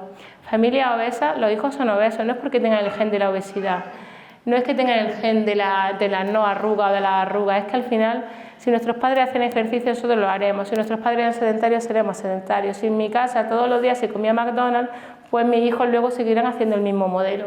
Entonces estos son ejemplos de gemelas idénticas en el nacimiento y una han fumado, una han seguido un estilo de vida saludable y otra no. El envejecimiento no depende de los genes, no le echamos la culpa a los genes, depende del estilo de vida. Y todo es posible. Esta mujer, Olga Kotelko, 94 años, récord del mundo en 100 metros. Sterling Shepard, 79 años, está más fuerte que el vinagre. Y esta es Joan McDonald, la podéis seguir en Instagram. Esta señora con 60 años se miraba al espejo y decía, no me veo bien. Empecé a hacer ejercicio y mirar cómo ha cambiado y no es cirugía. Ahora bien, luego nos venden mucho la publicidad. Esta foto de Andy McDowell cuando anuncia las cremas, no sé si es de Aven o de la marca que... Y esto es cuando vemos a Andy McDowell en la realidad. El Photoshop hace mucho y nos quieren vender algo que no es real. Envejecer, vamos a envejecer. Lo que hay que buscar es un envejecimiento saludable, un envejecimiento activo. ¿Y cómo envejecer bien? Comiendo sano, haciendo ejercicio físico, cuidando nuestras emociones y aceptando que el envejecer es parte de la vida. Claro, voy usando secretos. Entonces, para terminar ese envejecimiento saludable, influye mucho también el tema de la cosmética. Ayer hablaba Alessandra de algunos de esos aditivos que influyen también en el envejecimiento, porque favorecen ese que nos tostemos que estábamos hablando, porque favorecen esos radicales libres, esas células que iban robando electrones. Entonces hay sustancias que deberíamos de evitar a toda costa, el aluminio, los parabenes y los talatos que hablaba ayer Alessandra, el triclosan que estaba en las pastas de dientes, el disulfuro de selenio, el propanol y los filtros ultravioleta, los filtros químicos, lo que preguntáis de los protectores solares. Hay que utilizar protectores solares con filtros físicos, mejor óxido de zinc, si fuera solo óxido de zinc mucho mejor, y no pasar de 30, porque si paso de 30, lo que comentábamos, no voy a conseguir mucha más protección y sin embargo voy a añadir aditivos en mi piel. El problema, que lo comentaba ayer Alexandra, es que se utilizan muchísimas sustancias químicas sin control ninguno, que yo las voy probando en la gente y luego años después digo, ay, la voy a retirar porque esto produce cáncer. No debía permitirse ninguna molécula, ni en cosmética, ni como aditivo alimentario, que antes no se hubiera probado. Pero esto no se hace, hasta que no aparecen los muertos no se retira la sustancia. Y luego vienen noticias como esta, ¿no? Johnson & Johnson, esto es de este año, retira los protectores solares, aveno y nitrógena porque encuentran productos cancerígenos. Lo de los bebés, lo de Johnson & Johnson, esto durante años a los bebés se le ha puesto talco. Ese talco produce cáncer de ovario. Yo a veces pienso, quizá el talco que me puso mi madre fue el causante de ese cáncer de ovario. Pues hasta hace nada, después de 50 años, no se ha retirado. Y esto pasa mucho, por eso siempre que podáis apostar, que os voy a decir a vosotros, por cosmética libre de tóxicos. O sea, es que es tan importante para esos telómeros, para esa tostadura que estábamos hablando. Entonces, para que reforcéis luego lo que estáis haciendo, creo que esto es súper importante. Si queremos envejecer, si queremos estar sanos, hay que apostar por la cosmética libre de tóxicos. Y lo que comentaba un poco Benito, ¿no? Lo del tema que al final se nos está yendo la pinza, en vez de conectarnos con la tierra, un poco de deporte, buena comida, seguir lo que la naturaleza marca, buscamos la belleza pues con esa aparatología que no es necesaria, pero que a veces puede tener muchos efectos secundarios. Y no solo las quemaduras que hablaba Benito, es que esto, las caminas de rayos UVA antes se utilizaban un montón. En vez de tomar el sol con moderación y que poco a poco te fueses poniendo moreno. Ahora ya cada vez menos, ¿por qué? Porque producen cáncer de piel. Pero ¿cuántos años han pasado desde que se empezaron a utilizar las cabinas hasta que ya se ha desaconsejado su uso por el cáncer de piel? Hay algo que no sé si debería de contaros o no, porque a lo mejor algunas lo utilizáis en vuestros salones, que también se ha visto que aumenta el riesgo de cáncer de piel, y son las lámparas para la uña. Por eso he preguntado. Es al final el mismo efecto que la cámara de rayos UVA. Y entonces cada vez que tú metes la mano ahí, tu riesgo de cáncer de piel en esa zona aumenta. Y las que la estáis haciendo lo hacéis porque la clienta se lo puede hacer no sé cuánto, porque yo nunca me la he hecho. 10 veces al año, pum, no sé con frecuencia. Pero vosotras estáis todos los días. El vitíligo, eso sería para una charla. ¿Sabéis por qué se produce el vitíligo? El vitíligo es una enfermedad autoinmune que tu cuerpo está reaccionando contra ti mismo, está produciendo una inflamación crónica de bajo grado. Con un estilo de vida antiinflamatorio, el vitíligo se podría parar. Que el médico le recomiende esto, claro, también lo recomiendo y recomienda un... No me voy a meter con mis compañeros, pero... Bueno, y ya para terminar quería contaros una cosa que me ha pasado con Secretos del Agua. Yo llevo poco tiempo, no tengo la experiencia que vosotros, desde que me lo presentó Pedro es cuando lo estoy utilizando, el tema de los barras, la cosmética, pero cuando estuve en el CEI de Pirineo hablando con Esther, cuando empecé a conocer esto dije, hostia, esto tiene que ir súper bien para la radioterapia. O sea, después de contarlo y ver lo del agua biopolar y lo de los electrones, yo pensaba ahí, si los electrones van robándole, o sea, si el radiocarga libre le roban los electrones al agua biopolar, entonces le dije, Esther, ¿por qué no probamos algo con pacientes con radioterapia? Y entonces me dijo, Esther, yo creo que la clave estaría en probar la línea de piel seda más agua biopolar. Entonces Esther me dejó unas muestras y en pacientes de guapo que estaban en quimioterapia lo estamos probando. Y quería traeros que es espectacular, porque esta chica la habían operado de una mastectomía y empezaba la radioterapia. Y la tenía, bueno, había pasado ya varios meses y no terminaba, estaba todavía muy roja, le molestaba y tal. Y empezaba la radio y estaba un poco asustada porque ya que le molestaba y encima la radio, que es una quemadura, no es como la quemadura que contaba Benito cuando te haces la depilación, que es una quemadura pero finita, esto te achicharra, te penetra, porque lo que buscamos es quemar la célula tumoral y para llegar tengo que penetrar la piel. Hay una quemadura y a veces es una quemadura muy importante que produce una enfermedad que es la radiodermitis, que es difícil de tratar. Entonces se nos ocurrió, con el protocolo que me dijo Esther, ofrecérselo durante todo el tratamiento de radioterapia. Y no solo no le ha hecho quemadura, no ha ido a peor, sino mira, ha mejorado su cicatriz. Estaba flipándolo porque se había puesto de todo. O sea, antes de llegar a la radio se había puesto de todo. Iba con mucho miedo de que encima la radio le empeorase y ha mejorado la cicatriz. Y lo que hemos hecho es agua biopolar a diario y luego lo que propuso Esther. el agua de musgo y la crema hidratante. 15 sesiones, 15 días. Se está flipando. A mi hijo dice, cuando vaya a Guadarrama le dan las gracias porque no se lo esperaba que iba a pasar esto. Llevamos poquitas pacientes, hemos probado con 5 y todas, no ha habido ningún caso de radiodermitis, no ha habido ninguna quemadura y estoy súper feliz, así que daros las gracias a Benito y a ti.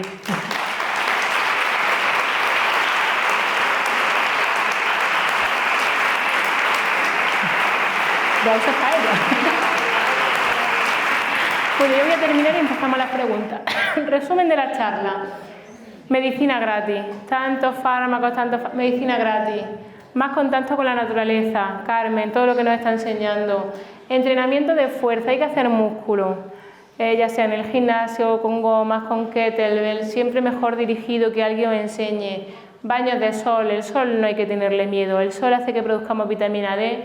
Hay que tomarlo por la mañana porque es cuando inciden en nuestra latitud los rayos ultravioleta B y es cuando producimos vitamina D, entre las 10 y la 1 sin fotoprotector porque si no nos quemamos. Y en la hora en las que el sol quema, lo que hablamos, nos ponemos una camiseta, un gorro, nos protegemos. Yo, cuanto menos utilicéis el fotoprotector solar, mejor. Yo con ello, solamente los primeros días del verano, que se ponen el bikini, por si se queman, pero 2 o 3 días que su piel se acostumbre, lo hacemos muy paulatino. Yo no utilizo nunca fotoprotector solar. No, en nuestra latitud, en España, entre las 10 y la 1. ¿Vale? Descanso adecuado, hay que caminar, hay que moverse y ser más agradecido. Quejarnos menos, dar más las gracias y... ¿qué me queda? Mira, ya no quiere ni funcionar, dice, cállate ya. Bueno, el resumen, lo que he contado, esos 20 hábitos, ese libro de hábitos que salvarán la vida, es el resumen de todo lo que os he contado hoy.